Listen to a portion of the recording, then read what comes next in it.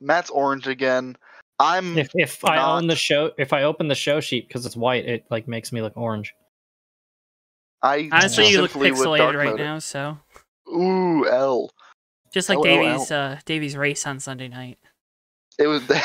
Don't be mean. It was. That's fair. Joe has a superiority complex. I do with the broadcasting. I want to make sure that we're the best. So anytime I see someone else, yours are very good. I'm like, oh man, I want to make sure dude's audio is really good, and he does some really good content. So I think the last NR 2003 broadcast that I saw that was like on JTN level was when I did the Knockos races. Yeah, those guys are really good. Those broadcasts are pretty good. The FCF Daytona 500 broadcast was pretty good too. But that was God. That's gonna be. Those guys are now with like Parker Kligerman and all of it, so yeah, they're pretty good. Yeah. Oh. But your stuff right now is as good as theirs is. Oh yeah. We don't scream and yell constantly and get picked up by a young driver and bada bing bada boom. Bada bing bada boom. iRacing streamer. Go talk to Natalie Decker, maybe. I don't know. Just kidding. I don't talk to girls. Are we recording right now? Oh yeah. Are we? Oh, okay. Never mind. I won't say what I was gonna say. Why don't you put it in the Google Doc? Okay. So. I gotta open up the actual Google Doc. There we go. Oh my goodness. Hey man, get that Joe's Toes business going, Hell yeah. Well, now they know what it is. You're welcome for that idea, by the way. Dude, so I got new... Quick tangent. I got new Bluetooth headphones, and they're in like this little case that flips open like that, and so you have your little buds in there. And I can't stop fucking doing that. So swear. I can't stop doing this. Good thing you got a diecast to buy, anyways. Matt, you know what you would do well with? You would do well with like one of those fidget toys or one of the fidget pens. Yes, I know, dude. When those first came out, I was like, oh, I gotta get one, and then like 12-year-olds just started buying thousands. Well, I don't mean fidget spinners. I mean like the ones that have like the clicks and the spin. Oh yeah, those are nice. I have this pen at work that a coworker got me as a gift, and it's like the top of the pen has this like really mechanical like gear turning thing, and it's like so satisfying just to over and over again. And like a couple of the buttons are like just real crisp presses. Yeah. Oh. Yeah. It's good stuff. When stuff like that started first getting made, I was like, oh, I gotta get something like that because I'm ADHD to an extent. Yeah, you would love some stuff like that. If you can't stop doing that, you would like never stop with a fidget pen or something. It's like every time I pick up the case of my headphones, I just start doing this. Yeah. It's bad. Dude, it feels so satisfying too because it's like made out of aluminum. So it's like a solid click. Oh, yeah, that's good stuff. It's got some weight to it. Oh, that's good stuff. We've been playing some games again. I've been playing games again. We have. The boys are playing Minecraft. I started sim racing a little more recently, again, to get back in the swing of things prior to this big USRL season coming up. Yeah. When's that starting? We are aiming sometime in January. We've been finalizing the schedule as of late. I know a work in progress schedule got posted. Nice. That we were working on. Yeah. Isn't it we're possibly going to do the Clash like before Christmas and then start the season after? As of right now, the Clash would be the 20th of December. So that'd be fun. Yeah. So we'll see about that. See how that goes. Hopefully I don't suck this year. Isn't the 20th like a Monday? Because the 18th is a Saturday. If you know that, that's going to be insane. Yeah, that is a Monday. Yeah. How the heck did you know that, bro? What? Because I was looking at going to a couple basketball games over break, taking my little brother, and they're on the 18th and 21st. Because I have a broadcast on the 20th. So. Ooh. Yeah. Well, basketball games. Oh, I'm sorry. That was the lights race. That's on Monday. Yeah, it would be the 18th would be our Clash. Yeah, that makes more sense. Yeah, okay. That's good. Just got a race at crack of dawn. Oh, yeah. On a Saturday night. That makes sense. But, here we are. Oh, yeah. Mm-hmm. All right, are we Honestly, go ahead. That's fine. No, Let's go. No. No, I was just going to say how, like, a small part of me kind of misses, like, I'm sure you remember, Joe, you remember Sunday Wannabes. Mm-hmm. Matt probably doesn't know what Sunday Wannabes is, but it was like a Sunday morning league. It was Sunday morning in our league. It was interesting.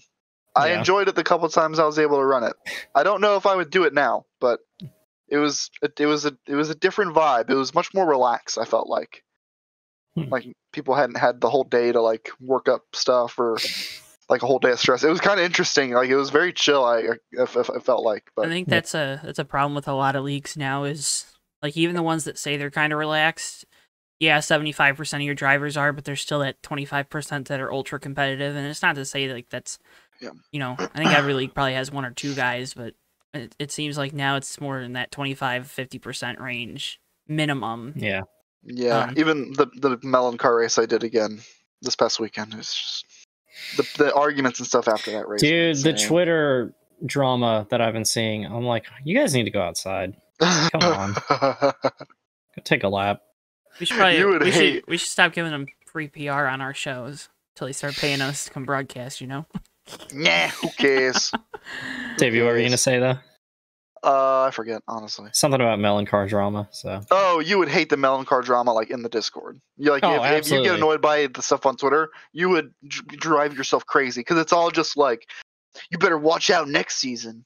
If you aren't a part of this list of people that I just named, your ass is grass. It's like dead ass. That's how they talk. It's the most insane thing. Like I don't get it. Oh God. Like if someone's telling me to watch out next season, I'm laughing in their face. I don't have the energy for that, and it's funny because like you know, I've started racing BMX, and it's like, so it's weird because it's super competitive, the class I'm in, but you also have to watch out for each other. And so I watched in like my first moto on Saturday when I went and raced, when I was running third, and the top two guys, like the guy in second, like cut up across the guy in the lead super hard and almost took him out right in front of me. And then we finish, and then we're all bumping fists and be like, dude, that was awesome and everything. And it's like, this is real racing, and we're arguing less than you guys. And like, we have an actual chance to get hurt. He could have been really mad about that. And he was like, dude, that was sick. Yeah, there are definitely nights where we sign off from the broadcast, and it's, I always try to like go and like thank everybody after, because that's what you should do. It's not a good time. Sometimes it's like, it's a real quick, oh, thanks guys. And then it's out of there because you know something's about to explode. Yeah. And that's the nature of the beast, right? People are competitive. Yeah. For a lot of people, this is their one hobby. They want to be good at it. That's when I get wrecked within the final 10 laps of 7 straight plate races. Why I just go drive off into the night instead of yelling on Discord. So, well, maybe you should maybe you should just not get involved in those wrecks. Maybe people should stop wrecking in front of me. Yell, scream. Sorry, folks. You know, I thought bringing Matt on was going to help this show, and apparently that's where you thought wrong. Ruined a bunch of earphones. Well, that was your first problem, Joe. Anyways, you thought. Yeah. Anyways, of course, folks, this is the Fake Racers podcast here on JTN, the last episode of the year. Last episode, at least for me, for a while. Whatever you guys want to do over the off season. I know there's plans. There's maybe not plans. Plans might not be the right word, but there's ideas. Yeah, that's a better word. To do some special episodes, maybe, you know, YouTube exclusive type episodes even over the winter. So you're gonna want to make sure if you're listening to us on your podcast platform of preference, you head on over to youtube.com/Johto Network. And also make sure you follow the new Twitter account. Oh yeah, that got made last week. Yeah, at Fake Racers on Twitter. We got the Fake Racers handle. Someone's gonna want that eventually. We're gonna sell it. And then we'll just add podcasts at the end. It's fine. It's easy. Somebody's gonna try to make a parody account, and they're gonna have to call it Fake Racers. So that's the level we're gonna be at. Yep. And it's gonna be like It's gonna be bad, funny. Okay. Welcome to the Fake Racers podcast. My name's Davey Hazard. I'm one of your co-hosts, along with Joe Tawansky. Say hi, Joe. Hi. Okay, or don't. Oh, there he is.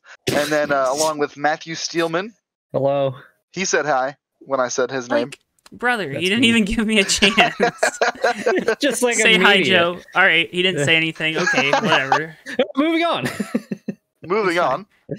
Don't need that. We do have a recap of Phoenix, of course. and only Phoenix, pretty much. And then we're going to talk about, just give you an outline for this episode. We're going to recap Phoenix. We're going to give grades to all the teams like we did about halfway through the year. It'll be awful because there is no structure whatsoever. We're going to talk about Speedway Motorsports acquiring Dover Motorsports. Alex Bowman wins. Right? Yeah, the Bowman curse lives. Yep. As well as the Clash format that just got announced. So a lot of stuff to talk about, so we're going to get right into it, starting off with Friday night's Truck Series action from Phoenix. John Hunter Nemechek starts off the weekend awful because he doesn't qualify very well and puts himself mid-pack to start that race. All right. Agony. No thoughts. I mean, it's like yeah. I don't know. There you go. Great. Not. Early contact, puts himself 2 laps down. Not happy about that situation. Anyways, not happy. Ben Rhodes passes Zane Smith late to claim the title. Chandler Smith wins the race. A bit of a smooch, a bump, a kiss. A little bit. Nothing. A little bit of. Probably not the worst. Not the most aggressive one of the weekend. I don't. Yeah, no, it was not. It was not. I mean, yeah. When I saw that, it looked like he just drove in deep and he wasn't going to lift, and Zane Smith wasn't going to give him the room, and it was like, whatever. Here's the thing. After the last couple weeks with the Truck Series and the stupid stuff we have seen go on, I am A-okay with someone giving a little bump and run through turns 1 and 2 at Phoenix compared to taking somebody out to try to win and not even winning the dang race. Yep. I was gonna say that's I'd rather have that than like even a quarter of the nonsense we had at Martinsville. So I mean, we'll take that. It also gave us drunk Ben Rhodes. That was gave us drunk Ben Rhodes. That is an important topic. Yeah, was quite funny. You should give it a listen. All over the place. NASCAR's official Twitter handle even posted it. I tell you, it's good. I hate like how we go through the Truck Series. We don't really have much to say. I think that speaks volumes on the Truck Series this year. Yeah, I think it to sum up the Truck Series is it's like the moments were few and far between with the way the scheduling was. That series just doesn't have a chance to build momentum. I worry about that next year, especially with Homestead being their cutoff race for the championship, and then I believe there's a week there too where they're not going to race because they don't go to Martinsville in the fall next year. Well, for some reason. So I worry about that, and that's always been a big problem with the Truck Series, right? You run so many races. I mean, the gosh darn playoff opener for the trucks next year is at the beginning of August at IRP. So, cool IRP, but also that means there's 7 races left. But there's 7 races between and pretty much end of July. I think it actually is last week of July and first week of November. There are 7 races in there for the Truck Series. It's an interesting point you made. Yeah, there's 16 in the first 4 months of the season. So, like about the Truck Series, like not being able to build up momentum. I just never thought of it that way. That's really accurate. The racing doesn't help either. So no, because it's usually either lackluster or stupid. There's really not much of an in between. I think, and we actually. Good. I was just gonna say a lot of people having issues like the respect topic has come up a lot in recent weeks in the Cup Series. Hamlin's been beating that drum like crazy. Kyle Busch maybe to a lesser degree. Like there's guys talking about it, right? Kevin Harvick obviously with Chase, and he tried to make it a respect thing when I think it was just neither of them respected each other. Maybe not a broader issue, but if the Cup Series is a lack of respect, I don't know what the Truck Series is, right? Because it is. You look back at Derek Kraus wrecking the entire field at Knoxville. The finish to the truck race at Martinsville with Stuart Friesen, who's one of your veterans, just, I mean, hooking a guy down the straightaway or hooking himself. I don't even remember now because I don't. Yeah. It was on the front stretch, yeah. The wreck at the end of the Talladega race. Like. Yeah. USRL group chat. We kind of had, I don't know if you saw this, Matt, but we kind of had a little discussion about this, how, like, it's like the dynamics in this, like for example, like if we look at the Xfinity Series, which we'll get to that race later, but like separate from that, if you look at the Xfinity Series like as a whole, like the dynamic and the culture of racing there is just miles ahead of where the Truck Series is, and we were talking about like if we think this and who it would be if a veteran could, like any veteran in Cup or any veteran like in that series could possibly be the guy that kind of brings it down to a level that is acceptable. Because I feel like, and again, I want to get to this because I think there's a lot of points in this to be made about Austin Cindric, but I feel like AJ Allmendinger, for example, being in the Xfinity Series helped a lot of the young drivers in the Xfinity Series. Oh yeah. Whereas I don't think Truck Series I don't think the Truck Series has that guy. I think that yeah. Go ahead, man. I'm sorry. You haven't gotten to talk too much here. Yeah, because we did talk about this a little bit, and I was mentioning how the two veterans in trucks are both guys who were troublemakers throughout their career. I think one of the other things, too, is, the trucks is kind of like, you have to make it in trucks if you want to go anywhere, so it's really cutthroat, so nobody really cares about that. But I feel like one of the things we don't look at... Yeah, that too. One of the things we don't look at, too, is a lot of teams' cultures come from the top down, that's why Gibbs drivers are a certain way. That's why Hendrick drivers are a certain way. That's why Penske drivers are a certain way, Look at the team presence in Xfinity compared to trucks. Because, yes, you have Kyle Busch Motorsports and GMS in trucks, but it's like in Xfinity, you've got Penske, you've got Gibbs, you've got Junior Motorsports, you've got Kaulig, who's got Cup ambitions, RCR, all of these... Kaulig excluded from this. All these long-standing teams with traditions and histories of success and teaching their drivers respect, mostly. You don't have that in trucks, So, you can tell ThorSport has a really toxic culture within because those drivers are constantly at each other's throats, and they're all teammates.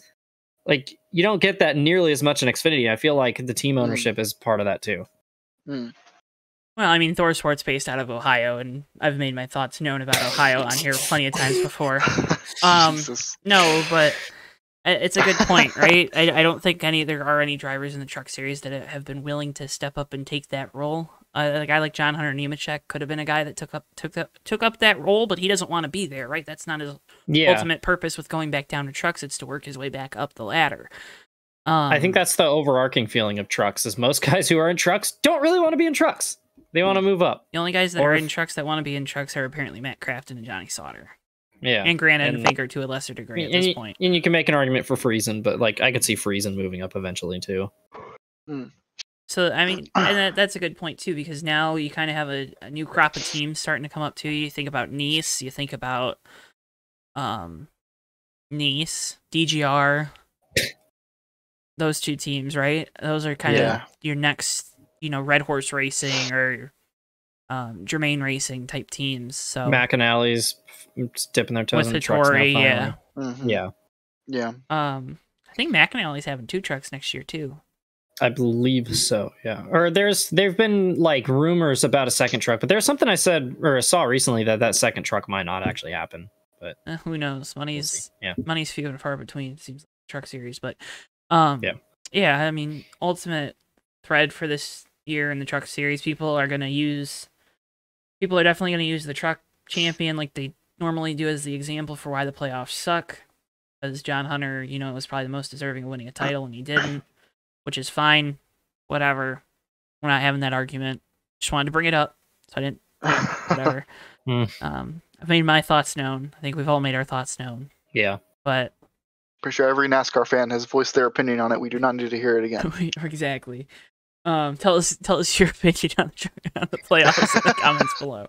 Playoffs bad. Next topic. On Twitter. Tweet at Fake Racers on Twitter to tell us what your opinions on the playoffs are and why they're bad. But you had that difference in emotion there at the end. You got that, Ben Rhodes elated, and then there's just the video, the pictures of Zane Smith sitting by himself on the wall. Smith, it came out in the last week.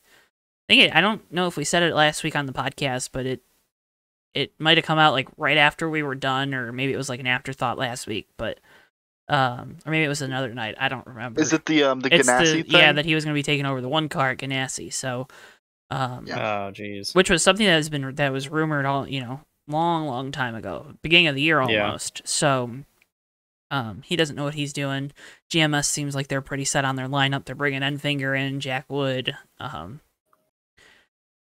Ankrum will be back, and So I mean, we'll see, but yeah, it's yeah, it stinks. Sucks to be Zane Smith, but he has funding, so I think it's just about finding the right. He's young and he's got the talent too. Like when you've won races, like he's gonna catch somebody's eye. Yeah. And I don't know if this was part of what you saw or maybe like you just glossed over it or whatever, but he also wasn't allowed to entertain any other rides for the duration of the season because of his contract with Ganassi. That's kind of crappy. Yep. Yeah. And because the team was bought, he still had the contract, which didn't mean anything, but he still couldn't entertain any offers, is what I understood. It was something to that effect. There was some legal reasoning where he could not look for offers. It's kind of like they held an option on him and he wasn't allowed to seek something outside that option. So like kind of what it seems like. Say if Trackhouse didn't want to hire Ross Chastain to drive their second car. What was the timetable of him taking over the one? Was it supposed to be for next year or yeah? No, it was supposed to be for next year. Yeah, I mean he's one of the guys that's probably a little more cup ready in the truck series outside of like a John Hunter. I'd probably put him next to even over a Sheldon Creed, just with the way he drives. I think he's a little more. He's not as stupid, because I can't think of a better word. Truck seriesy. Yeah. Yeah. He's a little more conservative with the way he drives, so I think he would have been a decent fit in the Cup Series. And unfortunate, but hey, Front Rows now has a seat open, so maybe he goes over there. Maybe he hops the manufacturer lines. We will see. We will wait and see what happens with Zane Smith. Yeah, I think we know who's going there. To the other front row? Yeah. Wait, I'm outside the loop then. I think it's like a people would probably assume this is gonna happen kind of thing. Yeah. But look at the front row's current driver and then think, man, who would fit best with that guy? And who's also out of a cup ride. I know who you're saying now. You got me. That would probably be a good fit for that driver. Yeah. Not just from a team perspective, but just like from an actual dude has done better with smaller teams than he did with a big team. And with that, you can guess who we're talking about. I was hoping it was Ryan Preece, and I still hope it's Ryan Preece. Still could be. But Preece is going to be in one of the Rick Ware cars. Book it. No, don't do it. Don't do it. You sound like a baby. Don't say that. Don't say that. Xfinity Series. Oh, by the way, I picked the truck champion, right? Matt, preemptive. You picked this guy, right? Preemptive woo. Hang on. Woo! All right. Fortunately, I can't do that. Finally! You didn't choke. Let's go, baby. Oh my god. Everybody was talking about Rick Allen's call that race, and I didn't hear it because I was genuinely screaming. Wait, was it good or was it bad? It was pretty good. Yeah, he did. It was pretty good watching it back because I was at the football game and I missed it, and I'm sad because of that. And this is the first ever race win diecast, which is a good thing to say. You can head on over to Circle P Diecast now. Get your Daniel Hemrick race win diecast. It's not a joke, folks. He won a race. Nobody has ever been able to see that. It's like when I tweeted that picture, it just said you lost to Daniel Hemrick, and I was like, nobody's ever been able to tweet this before. This is a new tweet. Yeah. First of its kind. It's an NFT. Gonna sell it. Yeah. But you head on over to Circle P Diecast now. Use code JT at checkout. See free shipping on your order of $20 or more. I just did that before we started this podcast, by the way. Because I ordered that race win. You can also get the champion version of the diecast, but the race win looks better in my opinion. Race win's better. Everyone's opinion. Mm-hmm.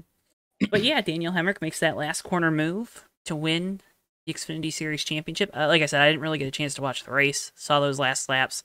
Have been listening to all of his interviews and stuff this week. Cindric's interviews, AJ's interviews, Noah's interviews. Excuse me, sorry. First career win, right? Streak's over. The racing gods again tried to foil him before he got to the dang track this time. Car arriving. Early. That was their mistake. Right? They were about a day and a half early. Car arrived about 20 minutes late, or 20 minutes before practice for the Xfinity Series, and that would have put them at a big disadvantage if they didn't get that. But yeah, I mean, what do we think of the Daniel move? Hemrick? Daniel Hemrick is undefeated in races where his hauler hits a deer on the way to the track. What do we think of the move? Because I have an opinion, and I want to hear what you guys think. Go ahead, Matt. I was gonna say that's about as, I don't know if clean is the right word, but like Definitely that's like that's the perfect bump and run. So good, Davey. You know your thoughts. I mean, I'm not gonna sit here and lie. It definitely wasn't clean. It wasn't. They didn't. I mean, he went into the corner with the intention of moving him and getting under him and sliding into him and dooring him. Morally, I probably, if there was a championship on the line, I would have had to force. Yeah. I would have had to force myself to do it, but I think anyone would have done it. Mm-hmm. I don't have a huge issue with it. Austin Cindric didn't have a huge issue with it, and I think, those two are the guys that matter. Didn't wreck him. Didn't just straight put him out. Didn't send it into the corner and sail him up into the fence. Bumped him, doored him, got the finish that he needed. Like did exactly enough to get what he needed. And so, in my opinion, maybe not a fair move, but like I can't say that it was unfair. Mm-hmm. I can't say it was unfair. I'm not gonna say it's fair. I can't say that it was totally unfair because the main thing to that is Austin Cindric could have avoided that. Right. By running his line rather than sending it down to the bottom, trying to avoid the bump and run, actually let Daniel Hemrick get to his bumper in the first place. Yeah. So, I always hate playing the hypothetical game. Part of me definitely thinks that if this was a different race car driver in the Final Four, you know him, you love him, he drives the number 9 for Junior Motorsports, there would be different thoughts on this, right? And is that and it's warranted because I think a guy like Daniel Hemrick has built up goodwill with the garage area, with the fan base, with the fans, even if they're not a fan of him, especially those fans of the 9. So I think it was kind of that culmination of, all right, it's like Denny's metaphor from a few years ago about I keep depositing. Now it's time to make a withdrawal. Daniel Hemrick just withdrew all of his savings to win that race, to win that championship, right? Because if he goes next year and he doesn't win a race, it'll immediately turn to he's a one-hit wonder. The only way he can win a race is if he roughs somebody up to win it. And then you get into that Haley Deegan argument that you've had so many times on here, Davey. I don't think that's warranted with the way he's run. And I think that's that's the overreaction nature of people. And will be something to watch for next year. He's moving to a championship caliber organization, so I don't really see how he would have a drop off in performance. He'll probably get better, especially on his road course numbers. So there's that. I don't see it, like you said, it's not. I don't think you can call it a clean move. I don't think you can call it a dirty move because he didn't wreck him. He didn't. I don't remember. Did Cindric get in the wall? No. Cindric turned down on him after he moved him out of the way. That's why they slammed. Yeah. So, and that's why they were rubbing. So it was one of those moments where it was all fair. It was funny listening to Cindric and AJ because they were in the media center and AJ and they were joking, or Cindric said something about how AJ's move at Bristol was a lot worse because someone asked him if it was dirty. So all's fair in love and war, right? I don't see anything particularly wrong with what Daniel did. If you do, I think you're against the guy in the first place. Yeah, and I think the other thing you have to consider is, not championship aside, because I didn't even care that he won the championship. Genuinely, I did not even care that was the battle for the title.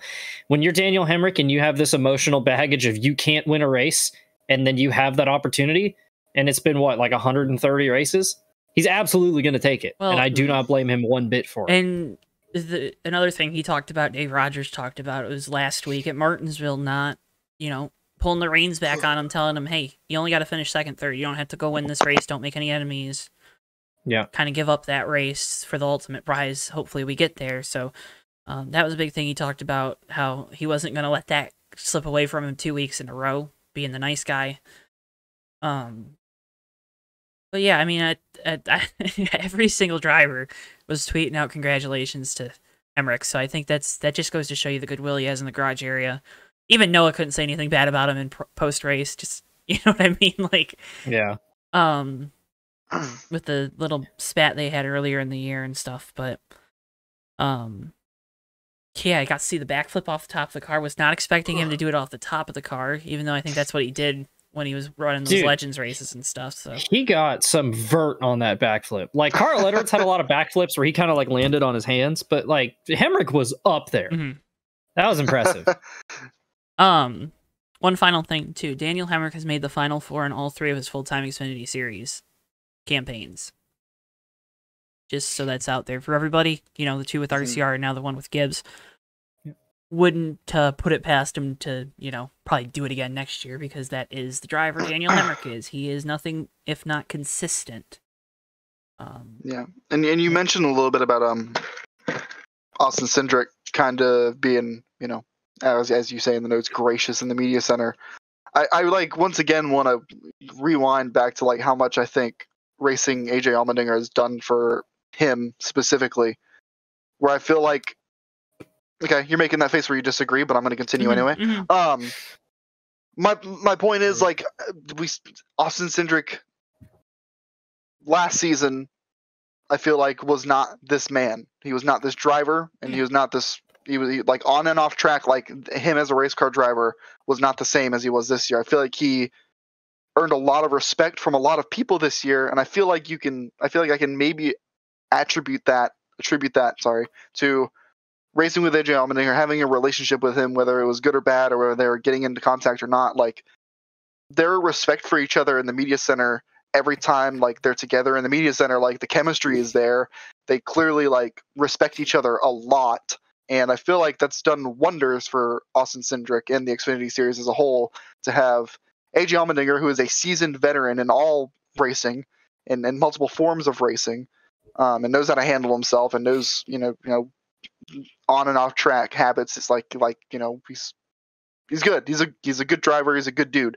I think it helped Austin Cindric. I gained a lot of respect for Austin Cindric this season. I think part of that is AJ Allmendinger. I just cannot stress enough how cool and I feel like how important AJ Allmendinger is to the Xfinity Series. Yeah, no, and I think it's good to have those guys. It's good to have a Justin Allgaier. It's good to have an AJ Allmendinger. It's good to have now a Josh Berry, who's kind of, you know, I know hasn't done it in the Xfinity Series for long, but has done the racing thing around the country. Yeah.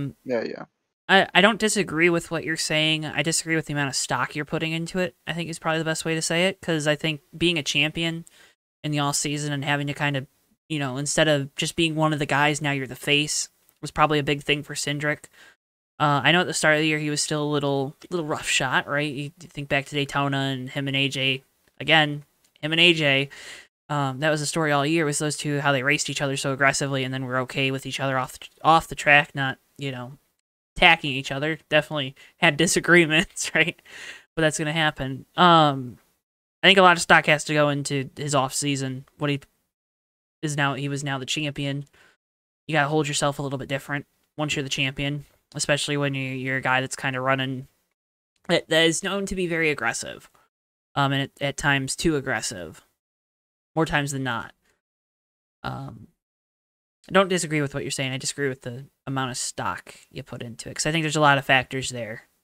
Is that maybe the primary factor? Probably. I get what you're saying, but I think you can't just attribute it all to another driver. You gotta, you know, there's some piece of that came within. And coming into the year, I mean, Austin Cindric, we could say he's a Cup driver, and I think a lot of people made that argument, like, oh, he's the Xfinity champ, he should be in the Cup Series.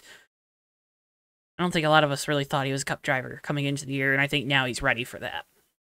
Yeah, that was what I was referring to. Yeah, that. I know. I'm sorry. I'm mad that Austin Cindric is making me like him. Yeah, because I really liked him. Don't worry, first road course next year, you'll hate him again. Oh yeah, that's been like my conflict with Austin Cindric over the last year, is like out of the car whenever he does interviews, I'm like, this guy's hilarious, and then he gets in the car and I'm like, God, I hate you. But like the interview he did with Dave Burns, even though digging for controversy and trying to bait him into something, and Cindric was just like, "What are you doing?"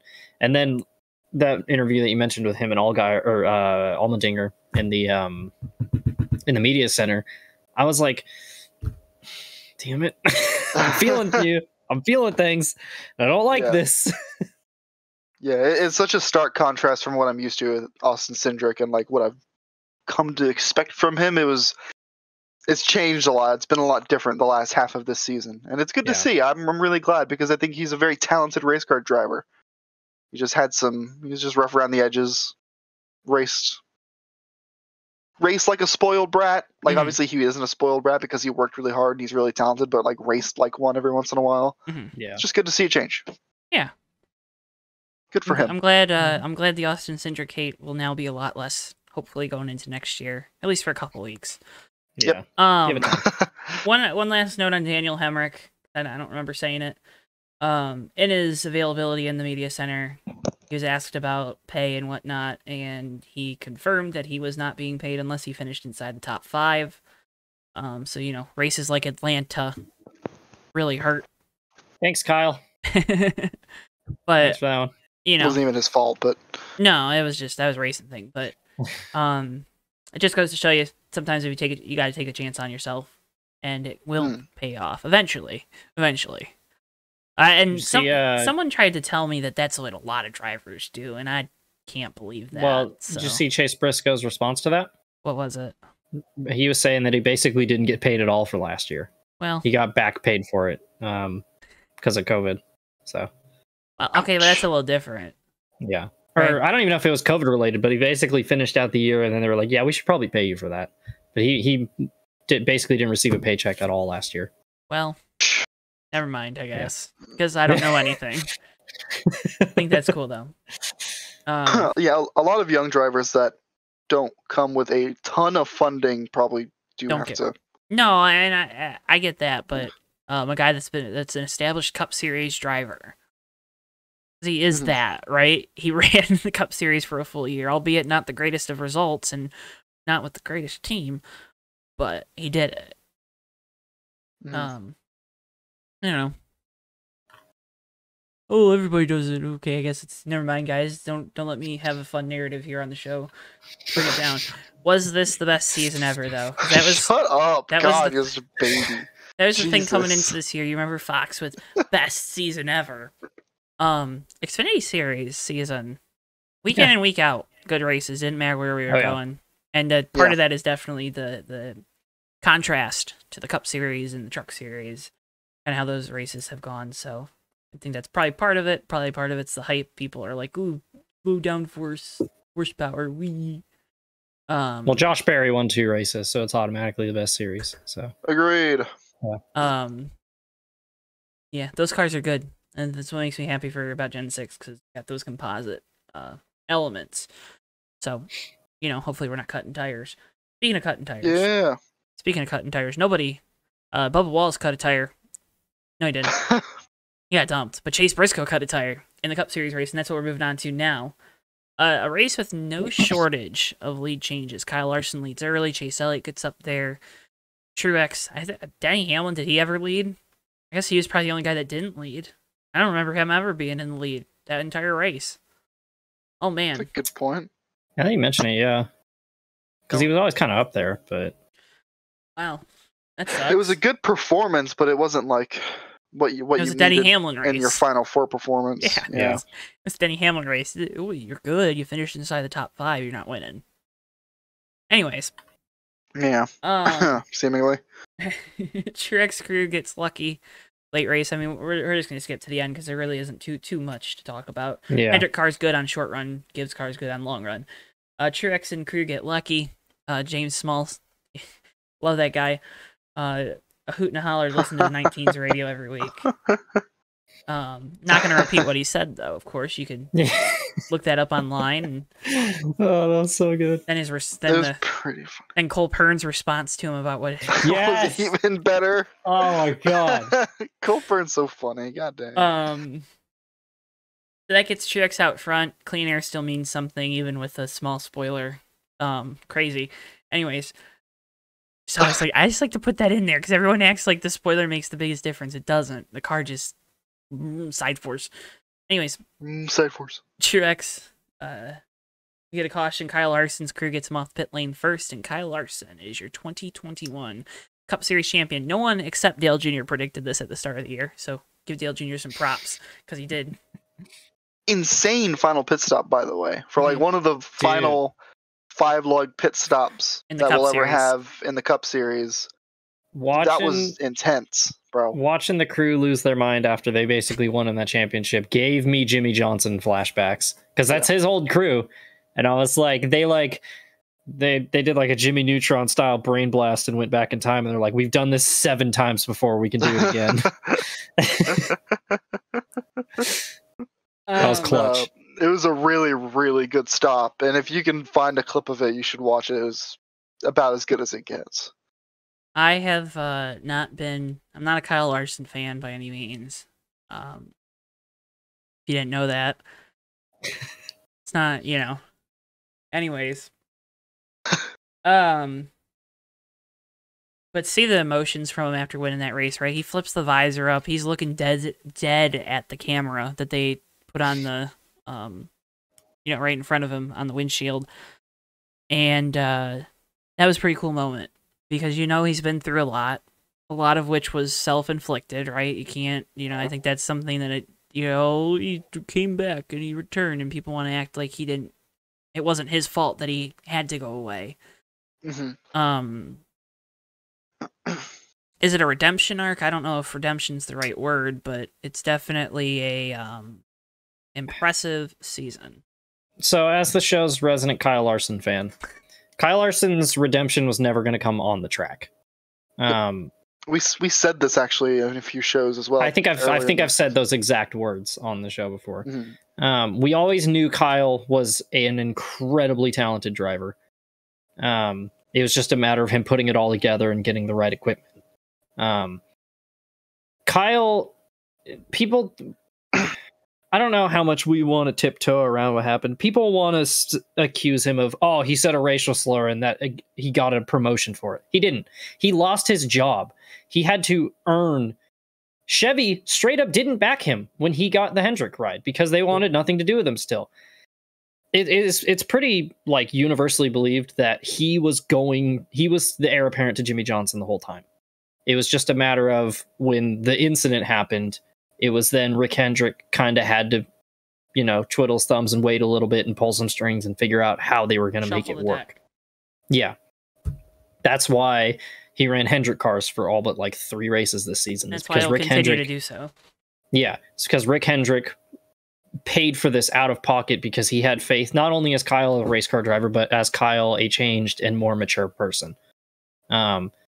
Unfortunately, it's not up anymore, but Kyle had that great, essentially essay that he wrote on his website after he got reinstated by NASCAR about everything that he did and how much he had learned and everything. And he touches on it in his Dale Jr. Download interview.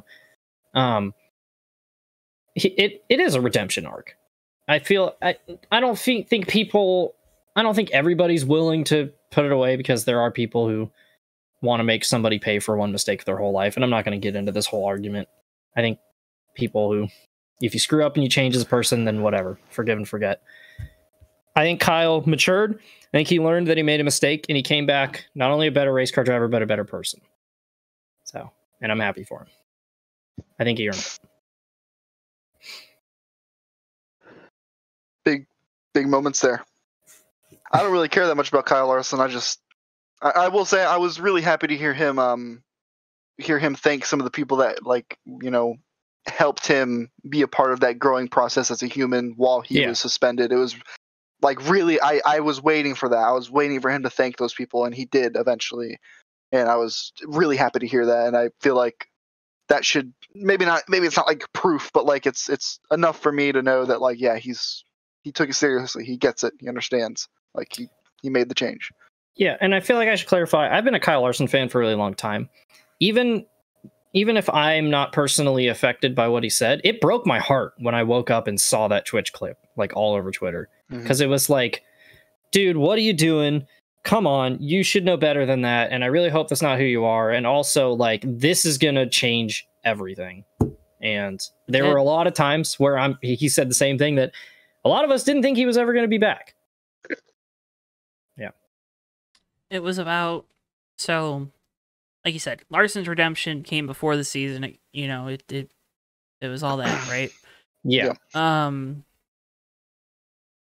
trying to figure out how to word this without kind of like an idiot or jerk. Well, if you can't figure it out, maybe you're just an idiot and a jerk. Well, I am, so. You're our idiot and jerk, though. Thanks. Thanks for confirming that for me. I think part of it for me is that with the way he went about fixing his mistake, and maybe not fix may not be the best of word, but making up for his mistake, maybe that's a better way to put it. There are a lot of people that don't know what he did to make up for his mistake. And I think if those people did know, they wouldn't be supporting him in a lot of ways. Yeah. It might not be the best way to put it, but I mean, think it's right, there are a lot of people that became Kyle Larson fans because of what he said. And because for all the wrong reasons, yeah. Because there is the idea of cancel culture and all that type of stuff. Won't acknowledge that he did a bad thing. We'll just acknowledge that he got canceled and believe that he got canceled for an unfair reason. And that was the whole debate for those 2 weeks before we started getting the Pro Invitational series on Fox last year during the pandemic. But yeah, I worry that they haven't shed enough light on what he's done away from the track. Whether that be Fox or NBC doing features during pre-race, or social content, or I worry about that because, well, yes, I was very happy to see that he wasn't doing it in front of the cameras last year. I feel like part of that needs to be this year. There's the interview that he did at the beginning of the year. I think it was with was it Emmanuel Acho on Fox? I remember what you're talking about. Yeah, I don't remember the name, but I know what you're talking about. That was a very uncomfortable interview. Like, you could tell Larson was not comfortable with the questions he was being asked. You could tell that, I mean, this dude was going for him because he should. That's his job as a journalist. And that's for what it's worth, Kyle should be held accountable for that. Yes. Yeah. But that's the last we heard of it. Week 1 of the year. Yeah. And then it was something that's just been glossed over until now, and now it's just told he was suspended. Didn't know if he was going to come back. I would like to just see more of that just be put out there because, yeah, I know it, you know it. I'm sure a lot of people that listen to this, because, a lot of people that listen to our shows are running our circles, so they probably know it too. Yeah. I'm with you though, because I general feel like, public. Yeah. Shed more light on it. Because he did do a lot of good things. He did. And I feel like the time to be quiet about it was then, and the time to be loud about it is now. Yeah, because Kyle made it very clear, but he technically didn't. But Kyle didn't do any of the things he did for publicity. Like, he did not make a single post or anything about it. Like, the only one was, I don't even think it was his wife. I think it was somebody else posted a picture. It was like a collage of stuff going on, like part of the Minneapolis like rebuilding fund or whatever, and there was just a picture of Kyle Larson there handing stuff out, and it was like, oh my god, he's just out there doing stuff. It was the foundation he was helping, I think, posted the picture, or someone in that foundation. They do kind of do Kyle a disservice by not, I don't want to say give him the credit, but not kind of helping him set the story straight or whatever. Explain for, if someone else makes the same mistake that he does, explain to them what you can do to make up for it. Maybe not be forgiven for it, but make up for it, because there's difference there. Show that you've grown as a person and you understand what was wrong and why you shouldn't say or do what you did. Because if we can get philosophical for a second, we're a new person every day, right? Wake up with a new feeling, wake up with new thoughts. new person every day. Your cells replicate every whatever how many days. So you're a new person at least a couple times a year. Give people credit. He deserves some credit for what he's done away from the track. Obviously, like you said, we knew he was one heck of a race car driver.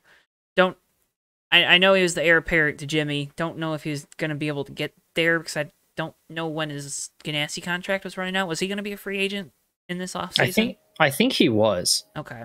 So I feel like he was, but I might just be imagining that. But like all signs pointed to that. He's a Chevy guy. Rick Hendrick has said in the past he wanted Kyle Larson.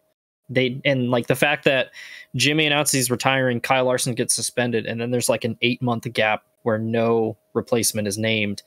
I've always thought that was Rick Hendrick exploring his options, maybe Gregson, maybe Eric Jones or Bubba, and then when it became clear that Kyle Larson was going to be Keselowski, maybe, yeah.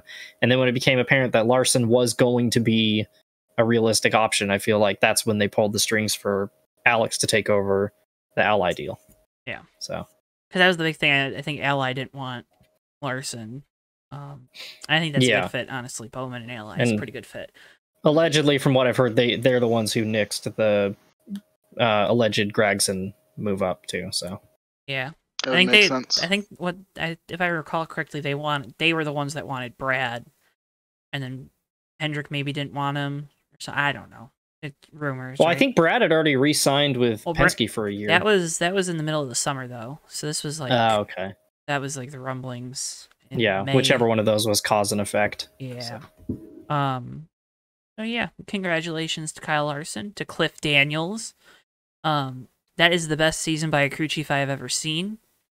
Dude. Don't know if that's being stated enough because Kyle Larson is one heck of a race car driver, but I talked about it in that Hendrick Motorsports video about how crew chiefs and drivers, you have to have a good pairing there, and I think Cliff Daniels is the perfect guy for, maybe not just Kyle Larson, but a dirt driver, or maybe a driver, maybe like a Noah Gragson or Austin Cindric, those drivers that are really, really aggressive. They need a crew chief that's a little more level-headed. Daniels on the radio is always level-headed, gives his driver exactly what he needs information-wise, and he's a pretty good engineer, so... Yeah, Dave, because you've talked about so much how much you love Cliff Daniels, and like watching that last race and listening to his radio, like I've thought the same thing, but made me realize even more. Because Larson's biggest problem has always been his over-aggression. He pushes the car too hard or whatever, and yeah, that too. He doesn't know where the limit is, and you have Cliff Daniels, who is basically his eye in the sky and is coaching him into what to do and how to basically harness the talent that he has. Yeah, hearing Cliff Daniels on the radio, I could not imagine a more impressive voice to listen to. I couldn't imagine a better coach in general, whether it's driver coach, mental coach, anything. Like Cliff Daniels is calm, calculated. He knows exactly what he needs. He knows exactly what he needs to get out of his driver. He knows exactly what he needs to do next. He just is on top of everything. He's the most Chad Knaus-like guy to be on the box since Chad Knaus. I was going to say, he gives me major Chad Knaus flashbacks. He's better than Knaus. I think he is. Truthfully, I really think he's better than Chad Knaus. I think he's he's the next iteration of crew chief, right? I think Knaus, Paul Wolfe, Todd Gordon, Rodney Childress. I think those are Cole Pern. Yeah. I feel like Cole Pern was like a middle child between those kind of generations, but yeah. Now it's Cliff Daniels, James Small. All we're missing from Cliff Daniels is the old shots you'd get where that crane camera would come down to their pit and box and Knaus would just have the sticky note that just said "Our team won."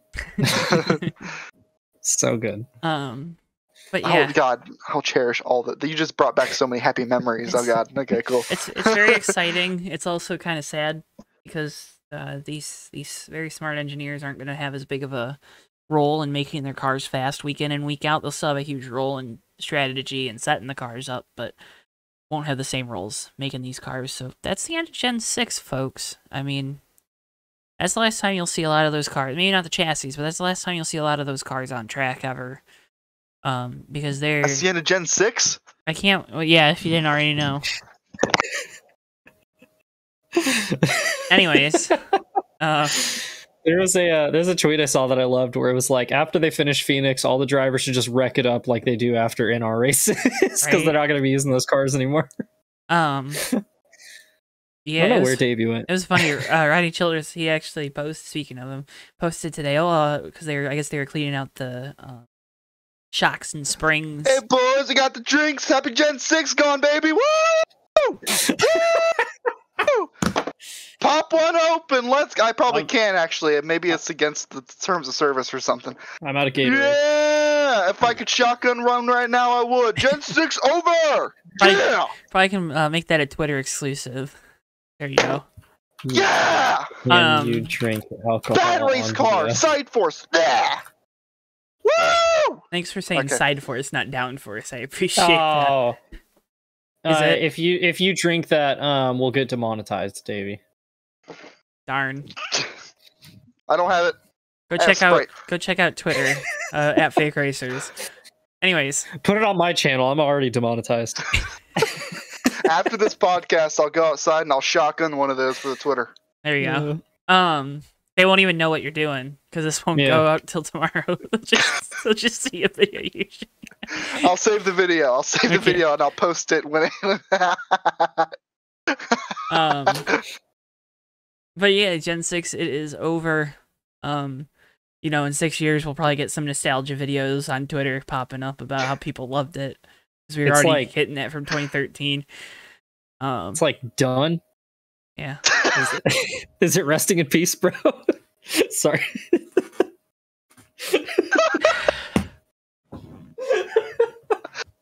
A car that promised a lot of things. I just said I was gonna shotgun a seltzer. I'm so sorry, people. I'm so sorry. It did look cool as hell. I'll give it that. The Gen 6 did. So yeah, this car was needed to be the intermediate step between the COT and what is next gen. I know that's kind of sounds really stupid saying out loud, but this car did a lot of good things. Right, brought the body styles back to look like the show cars. And now that is next gen. But also was able to keep the safety of the COT. So this car was able to do to fix those issues. Now next gen has a whole different set of issues, but we're not gonna go there tonight. So yeah, Gen 6 is over. It's unfortunate because this car was good at one point. You let engineers design it in the first place, so they were bound to figure it out what they needed to do to it. Changing body styles definitely didn't help either. That goes not said enough. Each manufacturer was running a different body style than when the car originally came out because they figured out how to, make their cars better. Yeah. The Camaro literally has dive planes on it. Literally the Camaro. Chevrolet brought that new Camaro out last year, knowing that they were only going to get 1 year out of it, so they got a whole extra year out of it. You know what I mean? Like that's the thing that's not going said. Hendrick Motorsports 2 Championship, chasing Kyle Larson. Blah, blah, blah. They had a brand new car. They had a whole extra year, pretty much, of research and development. They also were able to submit their engine package for this year later, because of the RCR Hendrick Motorsports engine shop being combined. So there's a lot of things there for why Chevy was a little bit better than everybody this year. But yeah, Gen 6 is done. We will see you in like 5 years once people want you back for some reason.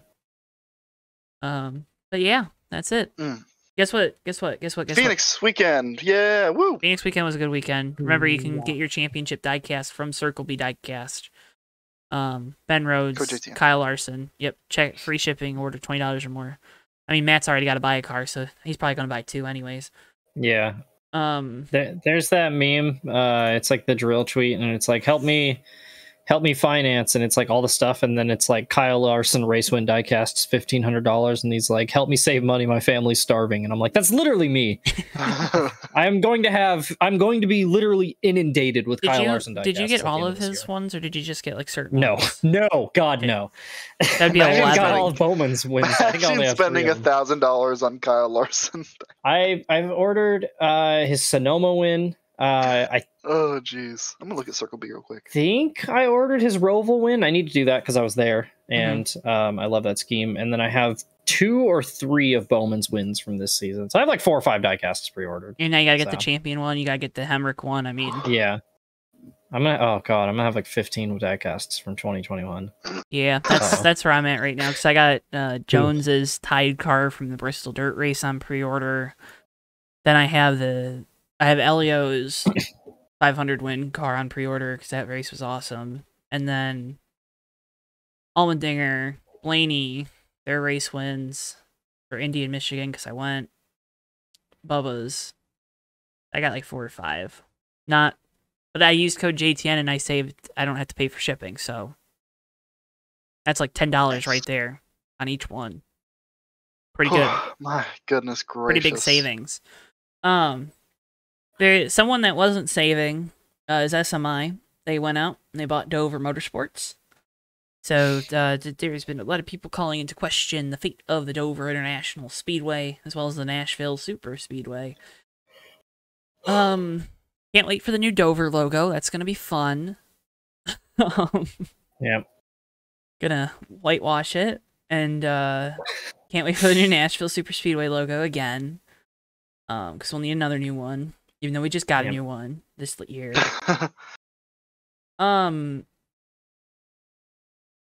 This is, in my opinion, this is how SMI gets their Nashville Fairgrounds date from one of these races.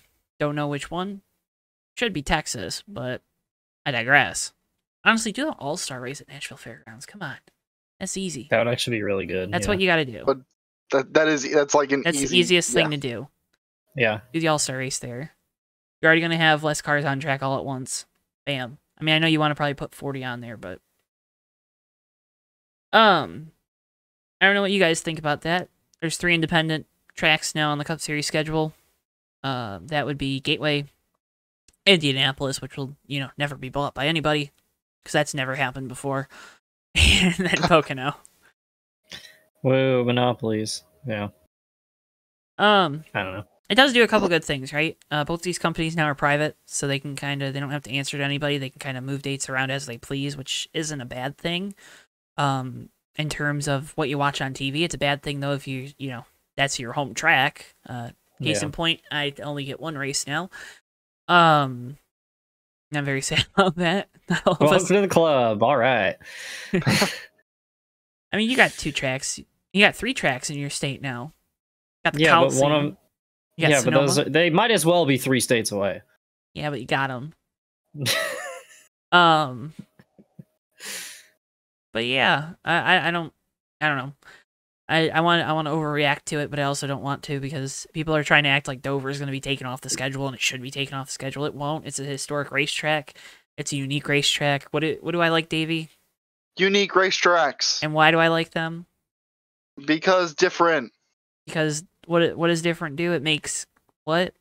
It does racing good racing. Goods. Yeah. Unique tracks mean unique racing, which means good do racing. Agree. As much as dumb as I was being, I agree. I gotta go full nostalgia bait real quick. But Joe, another historic racetrack that was unique got taken off the schedule, and that was Rockingham. Okay. Different anyway, time. Moving on. The Clash format was released. No, real quick, back to that. There's already there are talks. There are still talks about going back to Rockingham and North Wilkesboro. However far along those talks are, however realistic there are talks. Rockingham and North Wilkesboro were both a casualty to greed. I don't think now they have the luxury of doing that to Dover. You know what I'm saying? That's a whole market you lose. You lose the Maryland, DC, Delaware, Rhode Island. You lose that whole market. You lose a decent chunk of the Northeast. Almost, so. Which the Northeast does like racing. Believe it or not. It's crazy. Crazy. The Northeast likes racing, the Rust Belt likes racing, but no, only the South likes racing. All the races need to be in the South. I think people just like racing. It's crazy. It's like Let's check up on this. Nope, only race in South. Only race in the South. Only south of the Mason-Dixon line. Yep. Bring the Clash back to New Smyrna. No Mask Speedway out in the woods. All right. The Clash. All right. Format was announced today. One thing to note about this that I don't think enough people are talking about once again, if this is a success, and this is a proof of concept, more so than anything, guess what? We can move the Clash around every year to different stadiums around the country. Bada bing, bada boom. Ew. Money, money, money. Which wouldn't be a bad thing because you'd be racing on a relatively similar track. You can go to some of these NFL stadiums that are indoors if they have the opening roof. Oh, I just got the idea of them racing in like the Raiders stadium out in Vegas. That'd be pretty cool. Let's take a race away from Las Vegas Motor Speedway. Put it on. It's true. I'm down for that. Let's go. So the Clash format is this: they're going to qualify Saturday. Then at 5 o'clock on Fox, they're going to run some heat races. 4 heat races, 10 cars each, top 4 advancing. 2 last chance qualifier races, top 3 in each advance. 1 spot set aside as a provisional to the highest driver in points that is already not in the event. And the main event will occur at 8 p.m. on FS1. Davey and I talked about this earlier. Makes no sense. Because the heat races are on Fox. Main events on FS1. Wait, that just said it. What? That's what the schedule said today when they unveiled it. Yep. Makes a lot of sense. It's not like the Super Bowl's going on at that time. Super Bowl's the next weekend. Like I said, Fox is probably playing some stupid sitcom or game show that 12 people are gonna watch. Cherry's Wild, baby. Cherry's Wild.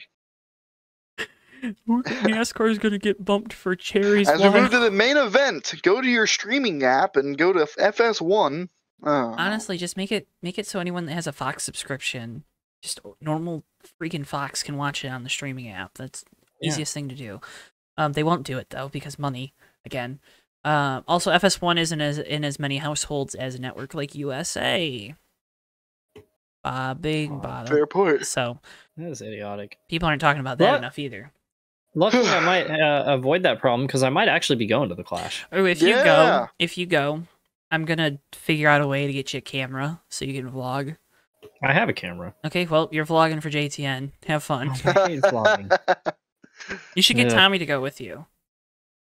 Oh, if he's still on the West Coast, then yeah, he should be. Because so when I was watching Martinsville last week, my roommate came home and he was like watching it with me too, and he's like that track's tiny, and then I was like, yeah, it's pretty small, and then I was telling him about the plan to race in the LA Coliseum, and I was like, that'd be pretty cool, and then he's like, his girlfriend Julie, brief member of the show, as you guys remember when she came over to steal our soy sauce, she's from LA and her family lives like 3 miles away from the LA Coliseum, and her parents are racing fans, and my roommate was like, we could totally go and stay with them and go to the Clash. So do it. Might go to the Clash. I was like a mental push towards this decision away from going to the Clash because I saw plane tickets to LA for like $156 round trip when they announced the Clash. I was like, why would I not? This is dumb to not get these tickets and go. Just get the tickets and fly back right after the race, like early Monday morning. It would have been like a weekend trip. Yeah. To see the Clash, which like I think is again, the point. I was like I was a tiny decision away. I was a tiny push in that direction away from doing that. But if we were doing the big meetup at the LA Coliseum for the Clash, I'd be more inclined to go. But you're going to Charlotte, so. What do you mean we're going to Charlotte? Everything's in Charlotte. Yeah, but the LA Coliseum's kind of cool. Yeah, but so are all the race shops and the Hall of Fame and Charlotte Motor Speedway and GoPro and us. Yeah. I disagree with one of those things. What, you don't want to play Not My House in Will's apartment? I've told you guys this before, but you guys, I forget. I think it was Will probably sent it to me, but the video of you guys watching one of our broadcasts. Yeah. I saved it. It made me so happy. Yeah. But yeah, so send us your videos of you watching your Star JTM broadcast because they make me happy to know that actual people are watching and it's not just someone putting on their computer for background noise. I'm looking at myself and not the script. That's weird. Anyways, so no other thoughts on the Clash format. I think it'll be fun. It'll be cool. It's unique. That's what we need. I think Ben Kennedy deserves a lot more credit for this. especially if it's a failure, he also deserves credit for a failure. But again, NASCAR trying new things isn't necessarily a bad thing, especially for an exhibition event. I get the concerns with having to go across the country to do this race. People are like, well, it's such a short turnaround to get back to Daytona. It's really not. Plus, because qualifying's on Wednesday now, they do practice Wednesday. Like it's all contained Wednesday to Sunday. They have a whole week pretty much to get back to the shop, load up the 500 stuff, and get down. More time than they normally would when they're going out to California for a race. So, bada bing, bada boom. That's a Clash. We're gonna be clashing February 6th, I think. Something like that. First Sunday of the month. Is it 8th? No, we're gonna be clashing because we're gonna be grading teams. Did I get them all this time? Did I get them all? Wood Brothers isn't on there. Well. Yeah. Do we really want to talk about Wood Brothers? I mean, I kind of do, but I'll add them right after. I'll add them here. Here they are. Wood Brothers. Not gonna put my little Bam Bam. Is that the only one I missed though? Colleague? Yeah, they're not full-time. It was a joke. It was a joke. It was a joke. It was a joke. It was a joke. Okay. Did we miss anybody? No. This is not one of those moments where you can say we. Did Joe miss anybody? Sorry. Joe, did you miss? I was trying to not throw you under the bus, but okay. I want to be thrown under the bus if I screwed up. All You right. already did. You already said, "Oh, you missed Wood Brothers," instead of just adding it. Jerk. Anyways. I'm sorry. It looks like 2311 is spelled wrong. Yeah. Just kidding. It's not. It's a joke. I think we got everybody though. Got to start with the best in class, and of course that would be Hendrick Motorsports. B. Nobody's perfect. Yep. Let's kind of set our it's a moving scale. It's not like, oh, Hendrick Motorsports is an A and Starcom is an F, or Rick Ware is an F. That's not how we're doing this, even if that ends up being the crates. It's about what the expectations for the team were, and then how much they lived up to those expectations. You can talk about individual drivers if you want, team as a whole. Hendrick Motorsports, I think it's pretty easy to say the whole team had a very successful year. They get an A, right? They met their expectations. Mm-hmm. They exceeded them. 17 wins. One short of half the races. Throw colleague in there, bada bing. 18. Could have done better. Yeah, honestly. I think they peaked too soon. Dude, those videos in the middle of the summer, man. What are we doing? Pasta Maldonado. What are we doing? Oh, Kyle Larson didn't finish in the top 5 for 2 weeks. Oh, they didn't run 1, 2, 3, 4 again. Oh, they're falling apart. Honestly, the only guy that, in my opinion, had a disappointing season, and he made the Final Four, was Chase Elliott, just because he didn't win more. Yeah, he didn't win an oval this year. I think. Oh. That's okay. He'll win most popular driver anyway. It's not even that he didn't win an oval. It's just he didn't win more. I mean, he lost at the Glen to Larson, albeit issues. Sonoma. What was the other one? Was gonna lose Coda if that went green. Oh god, there was one other one he finished second to Larson. I mean, he should have won the Daytona Road Course, but he decided to get in a measuring contest with Corey LaJoie. Yeah. Pretty cool. The Roval, obviously. I mean, you forgot Spire. Speaking of Corey LaJoie. There you go. Yeah, Chase was underwhelming, and I'm glad I'm not the only one who thought that. Like, I mean, it's really crazy to look at a Final Four appearance and be like, he should have been better. And it's not saying that he had a bad year. Like, it's not like, oh, he had an awful year. Oh, hot take. But you expect him to win more than 2 races, especially coming off of last year where he won 5, if I'm correct, and won the title. Something like that, yeah. And especially if you're coming off a championship, you don't expect him to basically become the number 2 driver at Hendrick now because of that. Yeah, I mean, we can beat this dead horse all we want. Like, obviously, like it sounds funny to say, but like he kind of fell flat this year. Yeah. just they couldn't execute this year like they did last year. I think that is the story of their year. When the lights got bright, they got a little flustered. Kind of reverted back to classic Chase and the 9 team. I mean, I don't think that's a trend that's going to continue. No, I think Chase has enough talent to where this, they're going to win races. Again, it's weird to say, oh, he won 2 races and made the Final Four. It's a bad year. Yeah, because it's not a bad year. The point just being that I think we expected more, which maybe was unfair. I don't know. No, it's not. He was the champion. I know. Anyway, William Byron did really good this year. I know he only had the 1 win, but he exceeded expectations. I was going to say credit where credit's due. Byron was really good this year. Bowman. I will say, even though he's a hack, Bowman was a little. It was a little weird how you had the other 3 guys looked like they were running up front a lot, and Bowman kind of hung around 8th or 9th all season. I think it's not realistic to expect all 4 of your guys to run top 4. Hang on, to run 1, 2, 3, 4 every week, but they did look like a step off from everybody else. I have a theory. Yes. You know how Bowman just won all those races really late, and all of a sudden was the fastest car at the end of the race? Richmond, Martinsville. Yes. Yeah. Dover. Maybe, just maybe, if they had practiced, the 48 team would have been a little better. And Greg Ives and Alex Bowman couldn't figure out what they needed coming to a track based off sims, as good as Larson, Chase, and of course William Byron, iRacing specialist. I'm just saying. That's my only thought. With Bowman, and when I did that Hendrick video at the middle of the year, Bowman's stats were down. Every stat that he had was lower compared to last year, except for wins. I think he probably ended up having more top 10s. You'd have to.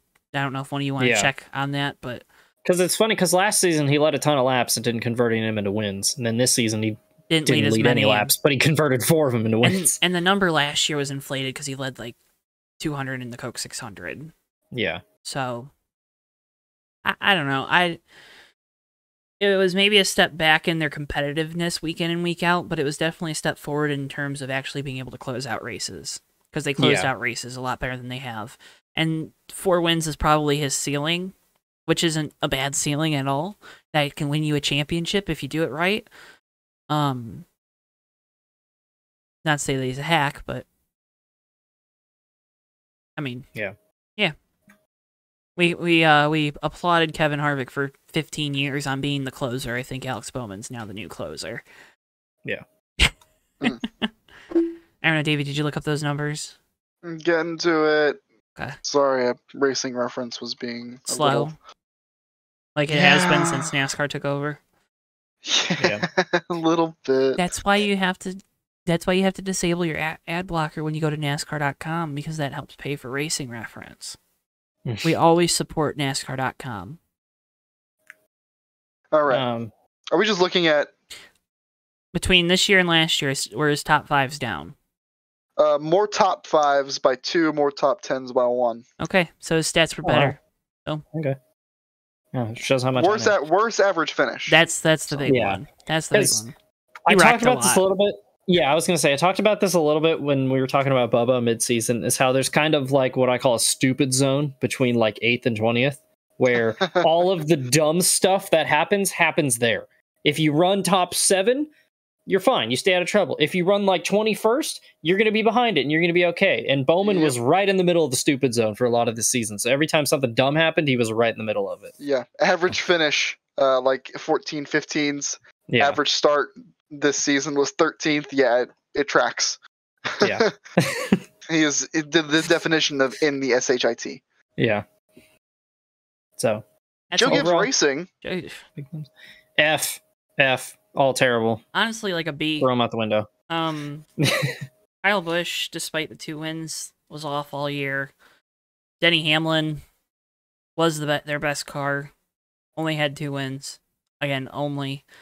Yeah. Not Truex was really streaky. Truex 4 wins, was really good on the tracks that he's good at, and everywhere else.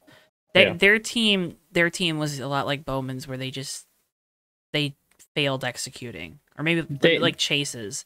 Yeah, there were a lot of execution error. Like think back to Richmond jumping the start of the race and getting black flagged. I mean that type of stuff. You can't always rebound from that, especially when you make it about halfway through the race instead of right at the beginning. Yeah. Christopher Bell, for all the hype that he got. Oh, here we go. I didn't see that he did much better than Eric Jones, so just putting that out there. He's a year older.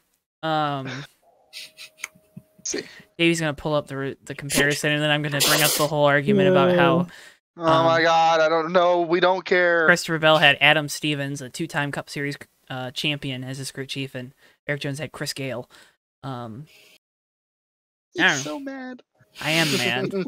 As soon as he mentioned Joe Gibbs, I was like, "Here we go. Here we go." Gosh. I mean, their numbers are pretty much the same. Like, if you look at their numbers, Jones last year, Bell this year, it's pretty close. I'm just saying. Oh, Joe, do you want to feel better? Yeah. Eric Jones has 2 more top 5s, 3 less top 10s. This year or between last year and this year? From last year in the 20 to Christopher Bell in the 20. Yeah, and it was something I talked about. Average finish is basically exactly the same. Yeah. Christopher Bell had a faster car than Eric Jones had last year. Eric Jones had a better production rating than Christopher Bell did this year. Yeah, it was the car that was the problem. No, I will buy Motorsports Analytics just to prove my point on this one. Okay, like I'm just saying, if I'm going by the eyeball test, I saw Christopher Bell a lot more this year than I saw Eric Jones last year. Christopher Bell did wreck a lot, so yeah. I will say Eric Jones, every year he was in the 20, has posted better stats than Christopher Bell this year, for the most part, in a few areas. Wow, that's crazy. That is the real thing. People weren't talking about those last 10 races last year. Eric Jones had the most points out of anyone in the Cup Series, but hey, we're not going to talk about that. You're right, we're not. Penske. Gibbs got a B. Gibbs got a B. I agree with B. B is a fair rating. Yeah. I don't think Penske's far off of a B. Mm-mm. No, they struggled. They probably are a B. Yeah, I was gonna say I'd put them at like a B- at highest, because like Blaney was like the lone bright spot for a lot of the season. And I think that's a good thing moving forward, right? Ryan Blaney has to take more of a leadership role with this team, with Brad Keselowski leaving. Joey Logano being a toddler. Joey Logano is the senior driver there, which we'll see how that goes. That's a terrifying prospect. That's not being talked about enough. But hey, it's almost like Joey Logano has always been for Joey Logano and not his team. Wow. Yeah. Who would have thought? And Keselowski only won at Talladega this year, which was really disappointing coming off of last year where he was really quick everywhere. Probably should have won the championship last year with how good he was at Phoenix. Chase Elliott's crew was on another level last year in that race. And got him the clean hair. But yeah, I think a B, B-. B- is probably the most fair. Yeah. Because Blaney finally took that big step that he needed to. But Joey Logano and Brad Keselowski took a step back. Yeah. Now they'll have Austin Cindric in that 2-car going into next year. RCR. This one's tricky, right? Obviously, Austin Dillon won a race last year for this team. They didn't win a race this year. Their 2 drivers were the guys battling it out for the last playoff spot on points at Daytona. Tyler Reddick definitely took a step forward. I think Austin Dillon's kind of stayed where he was. Yeah. I don't know if we expected much more from Austin Dillon. I don't know how much more I expected from Tyler Reddick going into the year either. So I give him like a B+ based off of what I thought they were going to do. That's what I was going to say, B+. I feel like RCR as a whole improved, and both cars should have been in the playoffs.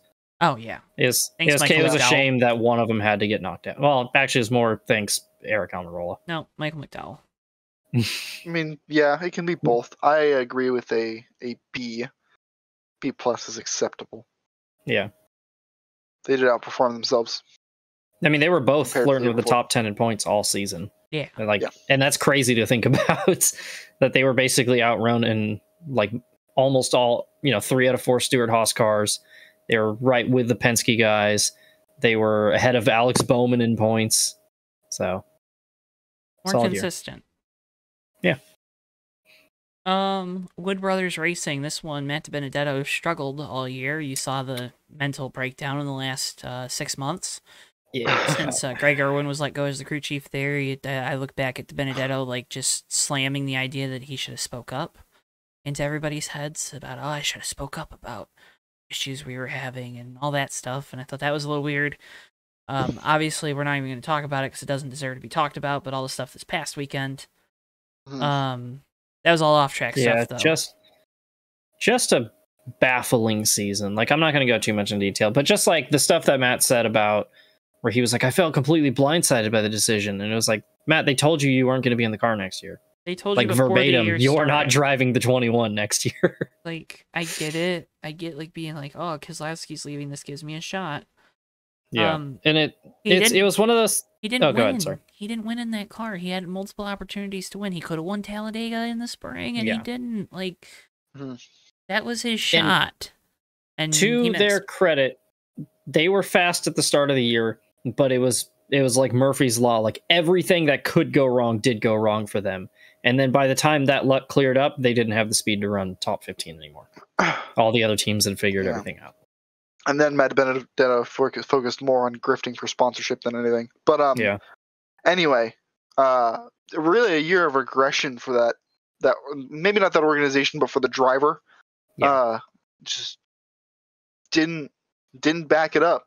Couldn't back it up. Had a statistically really good season last year. I went on and on about it. I defended Matt Benedetto. I can't anymore because he just did not have a good season. Yep. Just didn't perform. As far as the Wood brothers grade, it might be unfair to the team because I feel like part of it had to have been the driver now at this point, but it's the whole thing. Yeah. Everybody. See. You also Can I put that in tow with Penske's struggles, but go ahead. Yeah. Can I mention a rumor that I heard about the Cup race? Or what might have happened, or should we just not even touch that? Oh, the fact that there were conversations about not letting him race? Yeah. Yeah, and that allegedly the only reason he did race was because Austin Cindric wasn't at the track. That's according to a couple people that just rumors that I've heard floating around, people that I know in the industry. Allegedly, but yeah, he underperformed and eroded all the goodwill he had over the last month or so. It's crazy that video came out on Monday then, huh? Anyways. It's just a shame. I like Matt, or I should say I liked. And it became harder and harder to defend why they weren't performing, and I feel like, when you're the satellite of a team that's already not running well. Andrew crew chief has been picked to go over to the big team. So that means they must see something in him. Yeah. So I don't know what it was, but something didn't work out, and it's a shame. A lot of promise got wasted. It sucks that he didn't get more opportunities with them in the Xfinity Series, though. I think that was originally part of the plans, and just never because of the pandemic, never happened. I think that would have been his real opportunity. But yeah, didn't cash in on the chances that he had. Stewart-Haas Racing. This is a big old F, because what the heck happened? Well, we know what happened. The Ford templates got a little different. They weren't allowed to work in the gray area that they worked so well in last year. Choo-choo. Yeah, they dropped the ball. Chase Briscoe Big time. had a rookie year in the Cup Series. Gen 6 era, right? Accurate way to put it. Kevin Harvick couldn't win a race, but was consistently in back half of the top 10. Eric Almirola won a race. They won 10 races last year to 1 win this year. 9 of which were with Harvick. Yeah. And to be honest, even with Kevin Harvick running decently well, near the end of the season especially, the only shining moment is Eric Almirola showing up for no reason at New Hampshire. Yeah. That's it.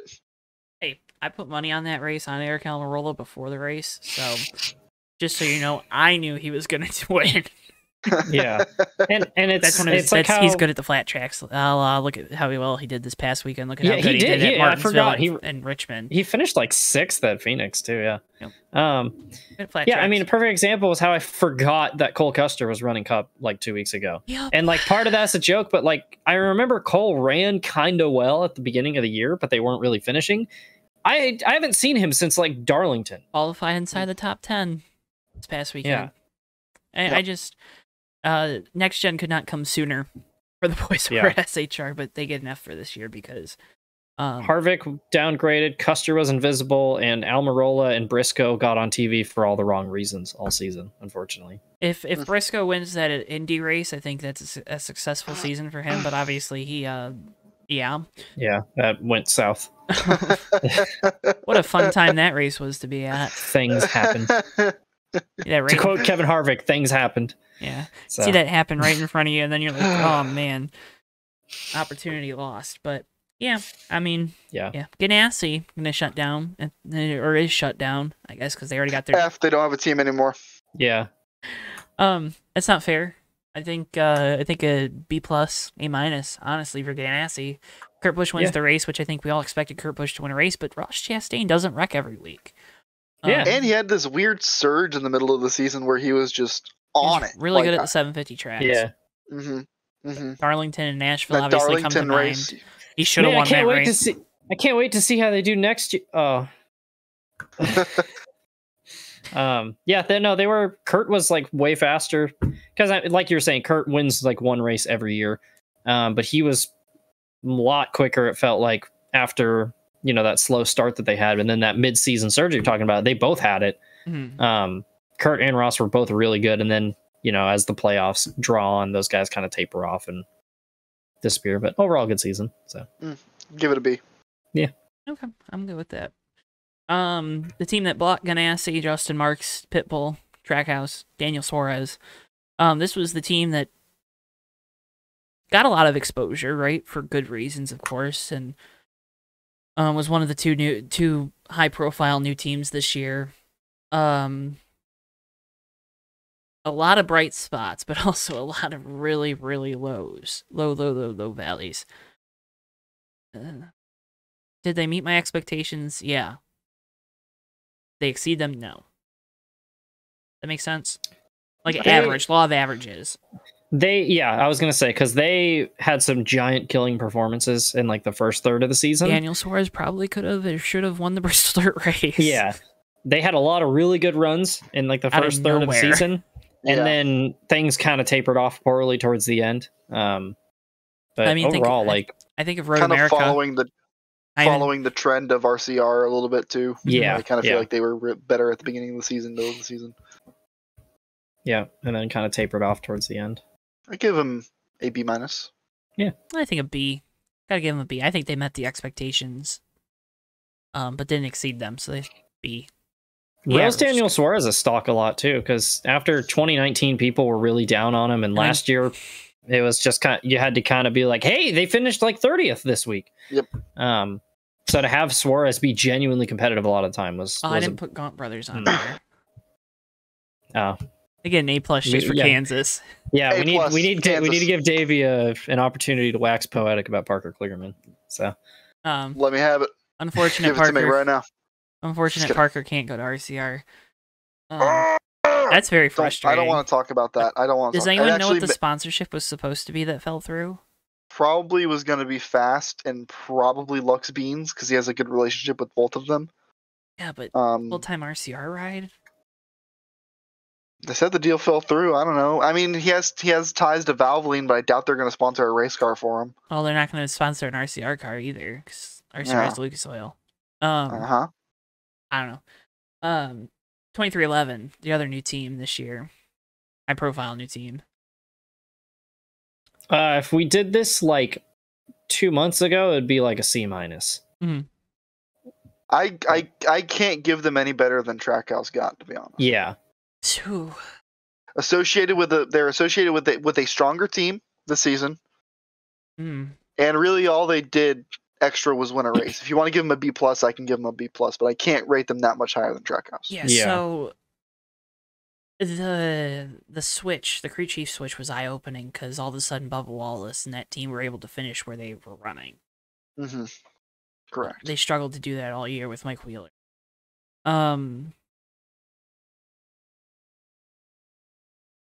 I think that this team obviously had lofty expectations coming into the year, very high-profile expectations. Win a couple races, make the playoffs, compete for a championship.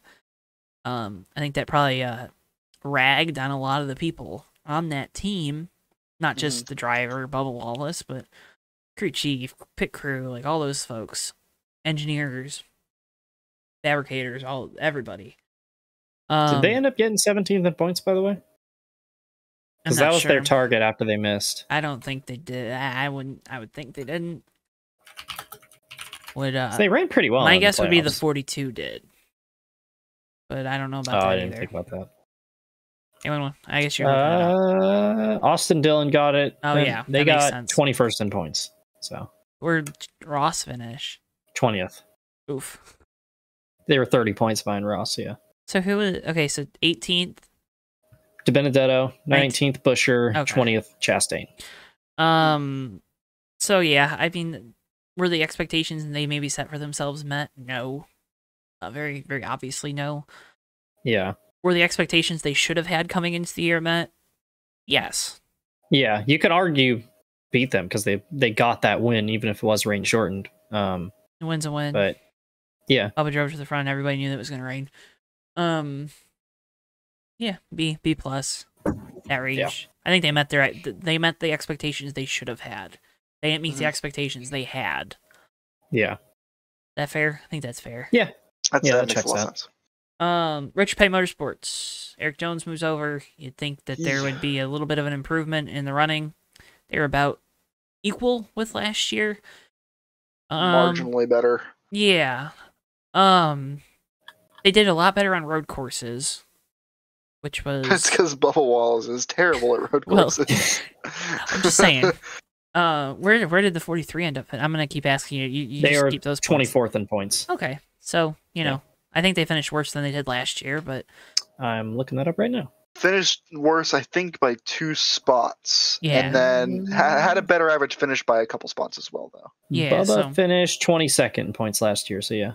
So, you know, one of those years... But... They gave them their best points finish since 2015, it looks like. Yeah. Yeah. So, yeah. Rich Pay Motorsports, they need sponsorship. I think that's priority number 1 for them this offseason. Because when they have sponsorship, they know they have a good race car driver. They had a good race car driver before this year, too. It's not to say anything about Bubba. They had a good race car driver when they had Eric Almirola. Just gotta find the sponsorship. They gotta get him that car. Dave Ellens is supposedly gonna be the new crew chief on that team. And let's talk about next year's stuff. I'm just really excited because Ellens is from Michigan too, so it's gonna be 2 Michigan guys on that team. That's cool. Makes me happy. I think drawn in closer with RCR like they've been doing over the last couple of years, I think it's gonna help them too because RCR is moving up the grid. So, or improving at least. From what I've heard the complete opposite. That the help they were getting from RCR was a little bit less and less. Oh shit. Yeah. But I could be wrong. That'd be a shame. I think the Chevys as a whole were just better this year. I think if you look at it, Corey LaJoie ran good at times this year. Obviously Suarez ran good. The only Chevy that really didn't run good was Quinn Half. We'll get there. Which I think they're still running an old Camaro too, which is the best part. You know. Gotta do what you gotta do. Sell your charter. They did. Rich Pay Motorsports, B minus. You know. B minus. Yeah, I'd give them a B minus. I think they just barely missed those expectations. I think with that points finish. I think would be the Yeah. They didn't expect to finish worse than the points, but they had their average finish. I think the competition was the higher this year. Anyways. Front row, Daytona 500 win, and Michael McDowell ran good for about 5 weeks. And then I'd give him more than that because he was like 17th in points when the regular season ended. And if we do both drivers, Anthony Alfredo was wrecking every other week. Had a top 5 at Sonoma though. Congratulations. Did he really? I thought so. Oh my god. We will always have Anthony Alfredo's top 5 at Sonoma. I believe in Anthony Alfredo supremacy. I don't know why. Sonoma. I don't actually. Hinted at that earlier that old Matty D might be in that 38 car next year. I'll just say it. Yeah. That's the rumor. Don't know if that's actually going to happen with the way the last couple weeks went. Wait. Anthony Alfredo finished 31st at Sonoma. Well, where did he finish good? Maybe he was running in the top 5. And he got wrecked. He was running in the top 5 and he got punted late in that race. Oh, yeah, that's right. God, Alfredo going to Cup was such a weird decision because it was like part-time Xfinity with RCR. You're ready for full-time Cup. I think the decision there was just, hey, this ride's open and I have a little bit of money. I can take it. Yeah. I don't think it was... Because where would he have gone in Xfinity? Yeah. Because Myatt took over their car that they shared.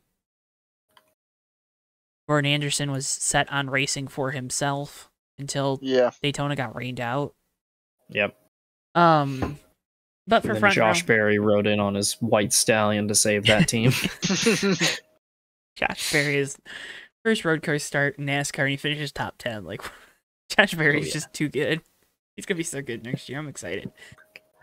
Should have won more races this past year too. That's the crazy part. Honestly, yeah. Should have won Michigan.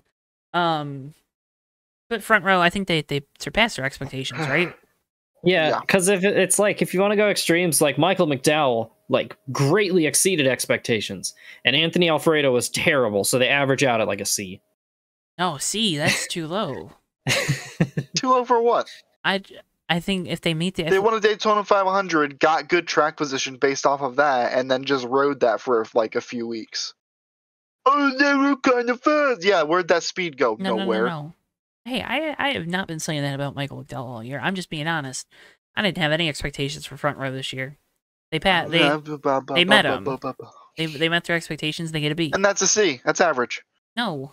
We've been giving B's to teams that meet expectations. You can't change the grading. Okay, B minus because Anthony Alfredo was terrible. All right, moving on to the last of the Ford teams, Roush Fenway Racing. They had flashes in the pan with Chris Buescher. Yeah. Ryan Newman was D. I was gonna say Roush is a lot of the same thing, where it was like Buescher was really good and Newman was terrible. Newman wasn't wrecking though. Buescher was he was even though. Like that. Newman great. Literally had the most incidents out of any Cup driver this season. And Ryan Newman was awful. He was involved in the most wrecks than anybody else in the Cup Series this year. He should have won the Daytona 500 last year, and now he's out of the sport. Not this year. Now this isn't 2020 anymore, is it? That's crazy that you say that, but yeah. No. I mean, it's unfortunate, but Newman was this is a team ass this year. This is a team that looked like they were primed, especially with the way Buescher ran at Homestead Spring. Like, oh man, they figured it out. Yeah. They didn't. There's going to be a lot of influx of talent at Roush this offseason. Matt McCall going over there to crew chief for Brad Keselowski. Buescher ran good the last 10 weeks with, I think he had Scott Graves on top of the box. They switched the crew chiefs between 6 and 17. Yeah. And for what it's worth, like every 6 or 7 races, Buescher would just kind of show up and be like, hey, I'm here in the top 5. Yeah. So. Yeah. So yeah, I mean, he finished top 5 at Daytona in August. Yeah, DQ. Yep. Finished top 5 at Talladega. Finished top 5 at the Roval. He had 8 top 10s on the season, so good year for Buescher. But yeah. Yeah, but Roush gets a C minus. Yeah. C minus is fair. The expectations are going to be way too high for that team next year with Keselowski going over there.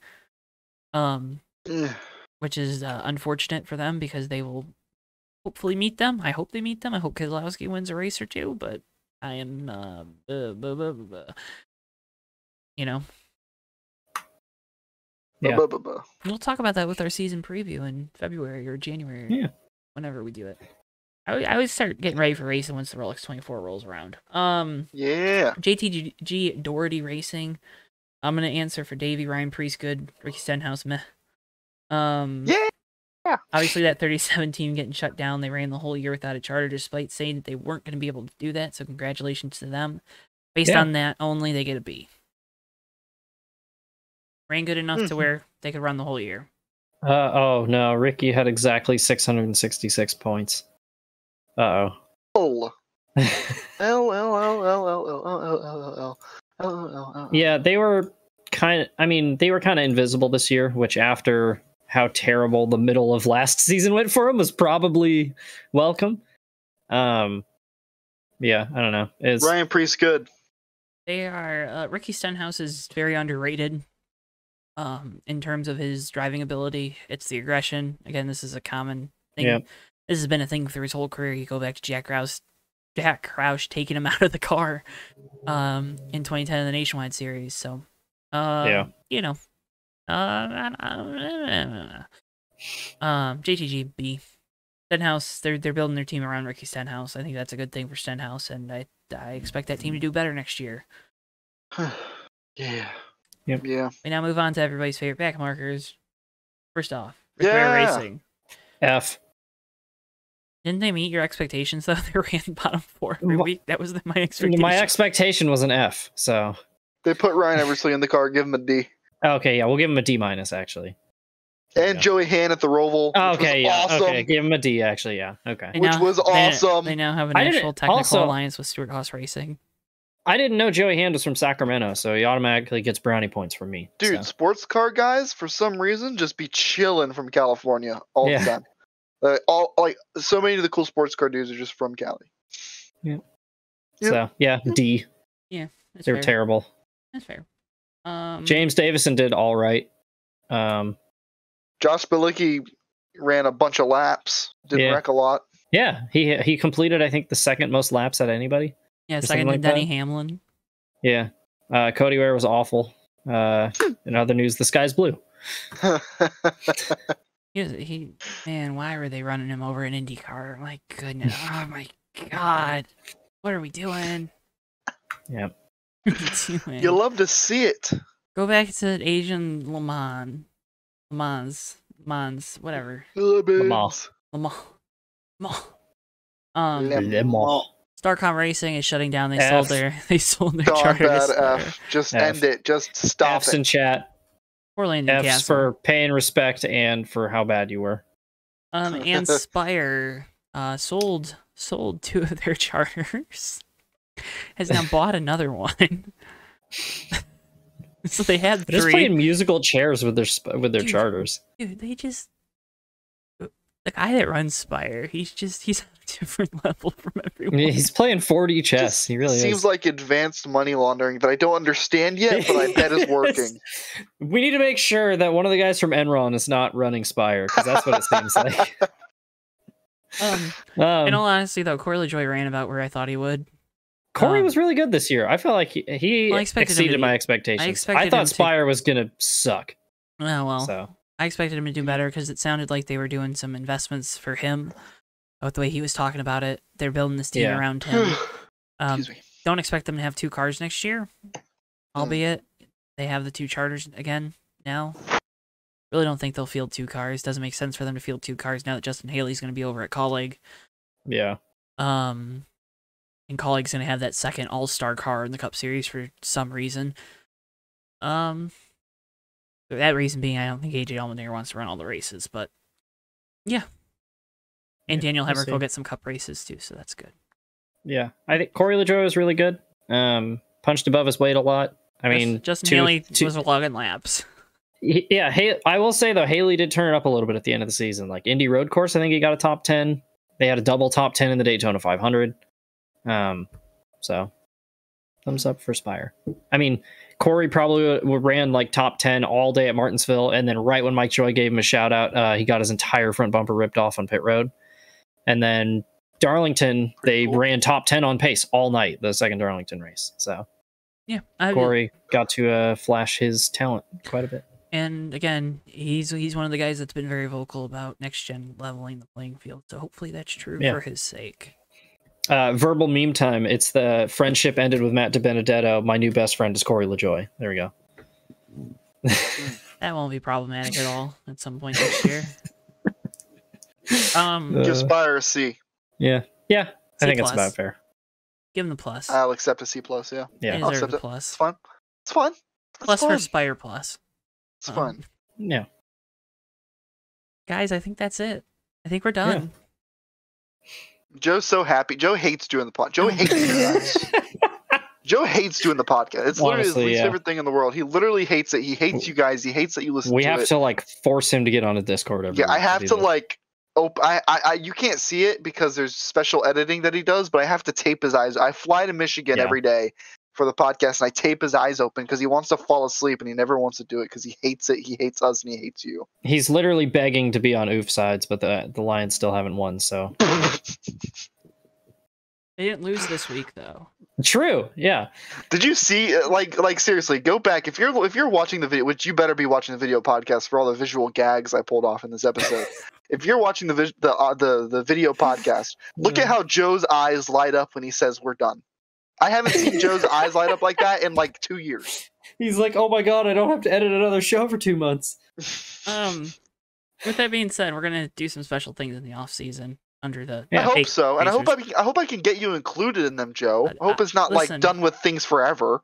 Well, until February. If we get that F1 Storytime podcast, you can just come listen to me talk about F1 garbage. So you don't even have to say anything. Listen, I'm listening. First off, I know I had my demeanor isn't always the best. I apologize for that. Oh, I'm obviously. I know you're joking. I'm just saying. I know it's not always the best. I mean, I'd have that demeanor too if I had to deal with me. So, and edit out my bi-weekly F-bombs. Literally, at least you only got it like first 2 minutes this week, so that was pretty good. Yeah. I used to be way worse about it. I've gotten good. I know. I've done it in a minute. I think the last time I did it was I did it on purpose to buy Ryan Priest. Dangled that carrot out there about having to buy cars, and all of a sudden you stop cursing. It's crazy. I can't wait to get charged for that in 3 years. Bite my tongue.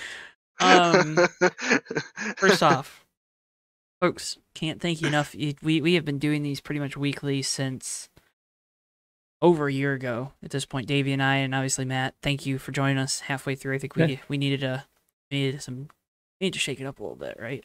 Thank you for having me. You're welcome. Tommy obviously came in, was guests on here a couple times.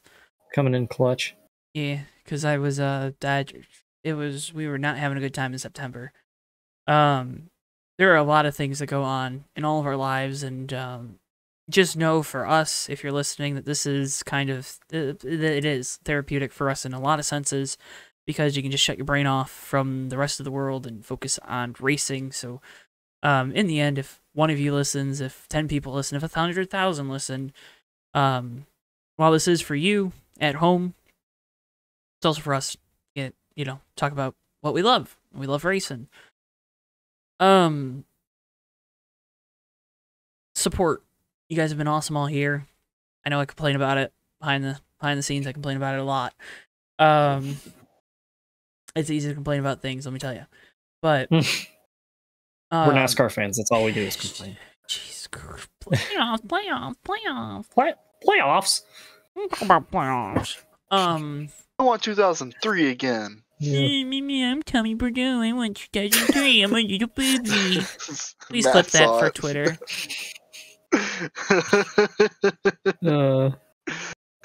But to piggyback off what Joe's saying, I'm sure he's not totally done. I'm going to piggyback off. I wish I had a speech written out because it'd be a lot easier.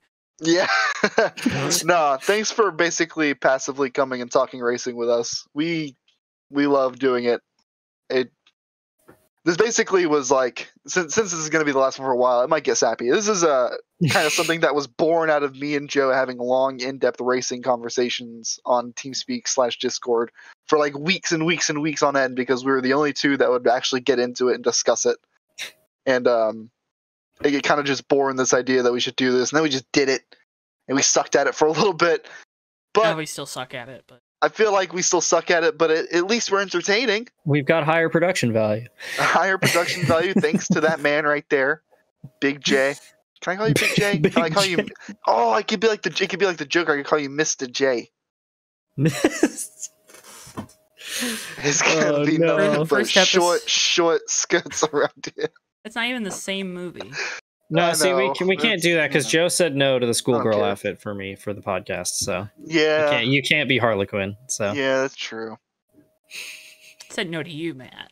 Anyway, a lot of credit I goes see how to it is. Mr. Joe Swansky, and with like Matt and I kind of taking the reins on the Twitter a little bit, and Joe doing JTN stuff because that's more important than the podcast, which I'm not being facetious. It is.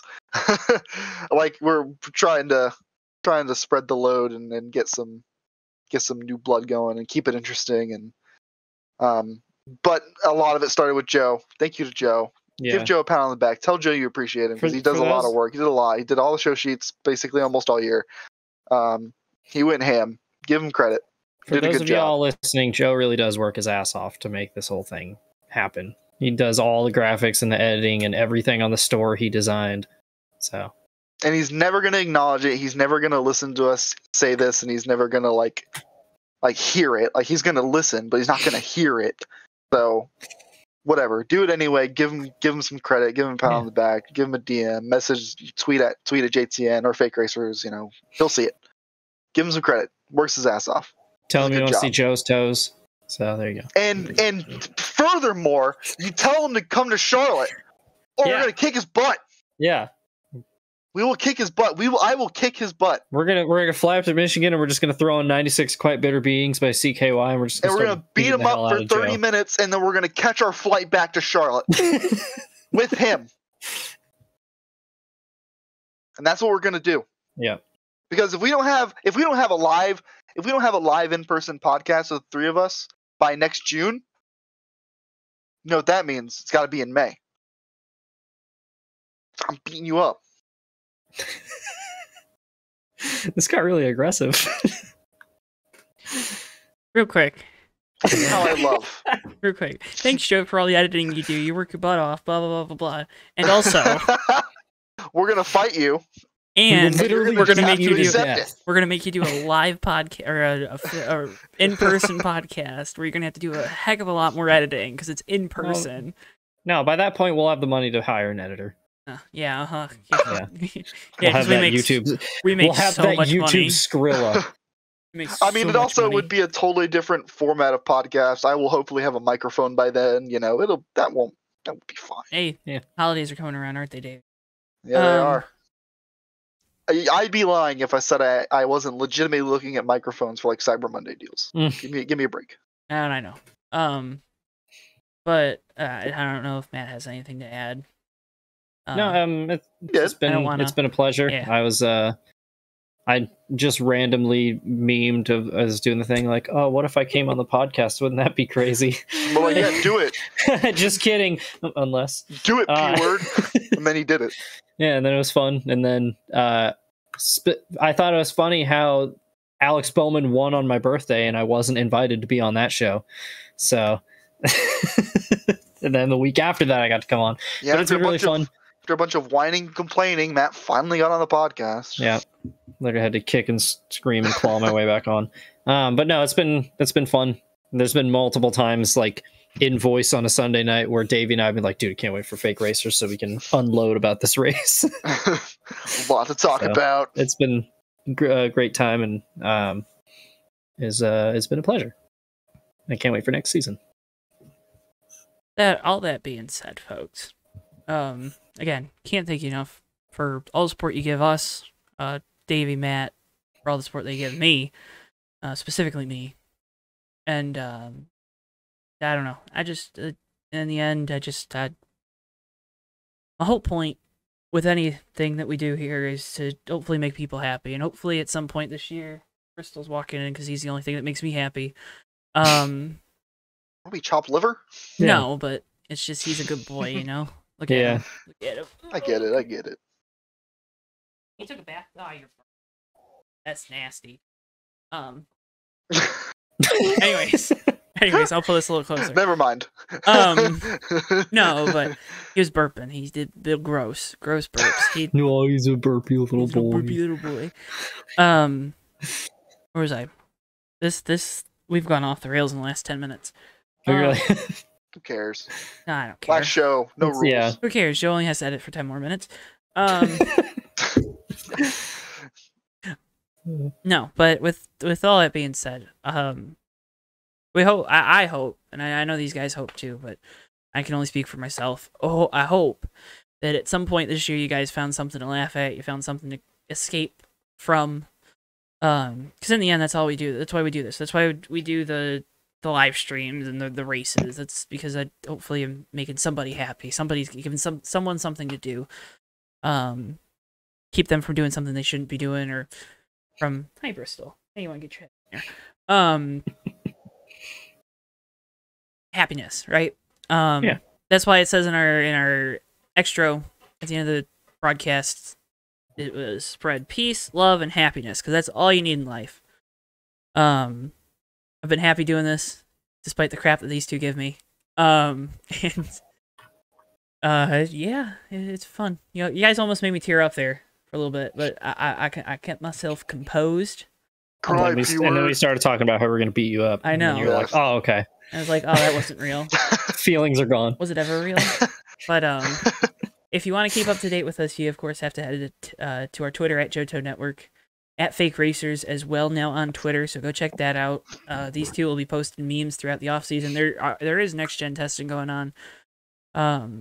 If I have time, I'm gonna post something eventually about next gen, because there are a lot of things that aren't being talked about, and there are good people out there that you need to go watch their stuff. They don't exist on YouTube. They don't. So that includes us.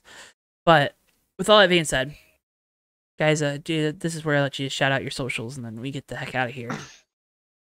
I'm Davey Hazard. Follow me on Twitter at Davey Hazard. Follow me on Instagram at D7H5. If you want to follow me on Twitch at D7H5, or I'm sure I'll start streaming eventually. I've been playing more games, so. You can find me on Twitter at msteelman51. My YouTube channel, Dale Jr. 88 Rocks, with an X at the end.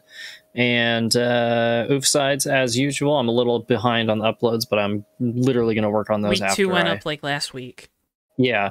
It is now week 10. I genuinely, week 3 has been sitting in the upload box for however many weeks, and then we had to do a double episode, and then the last one we had to do a triple episode to get made up for, because we were having trouble getting everybody together. But we're gonna be back on schedule for this week in theory, and they're all good, and I enjoy retroactively listening to football podcasts, so just to kind of laugh in hindsight and be like, haha, you were wrong.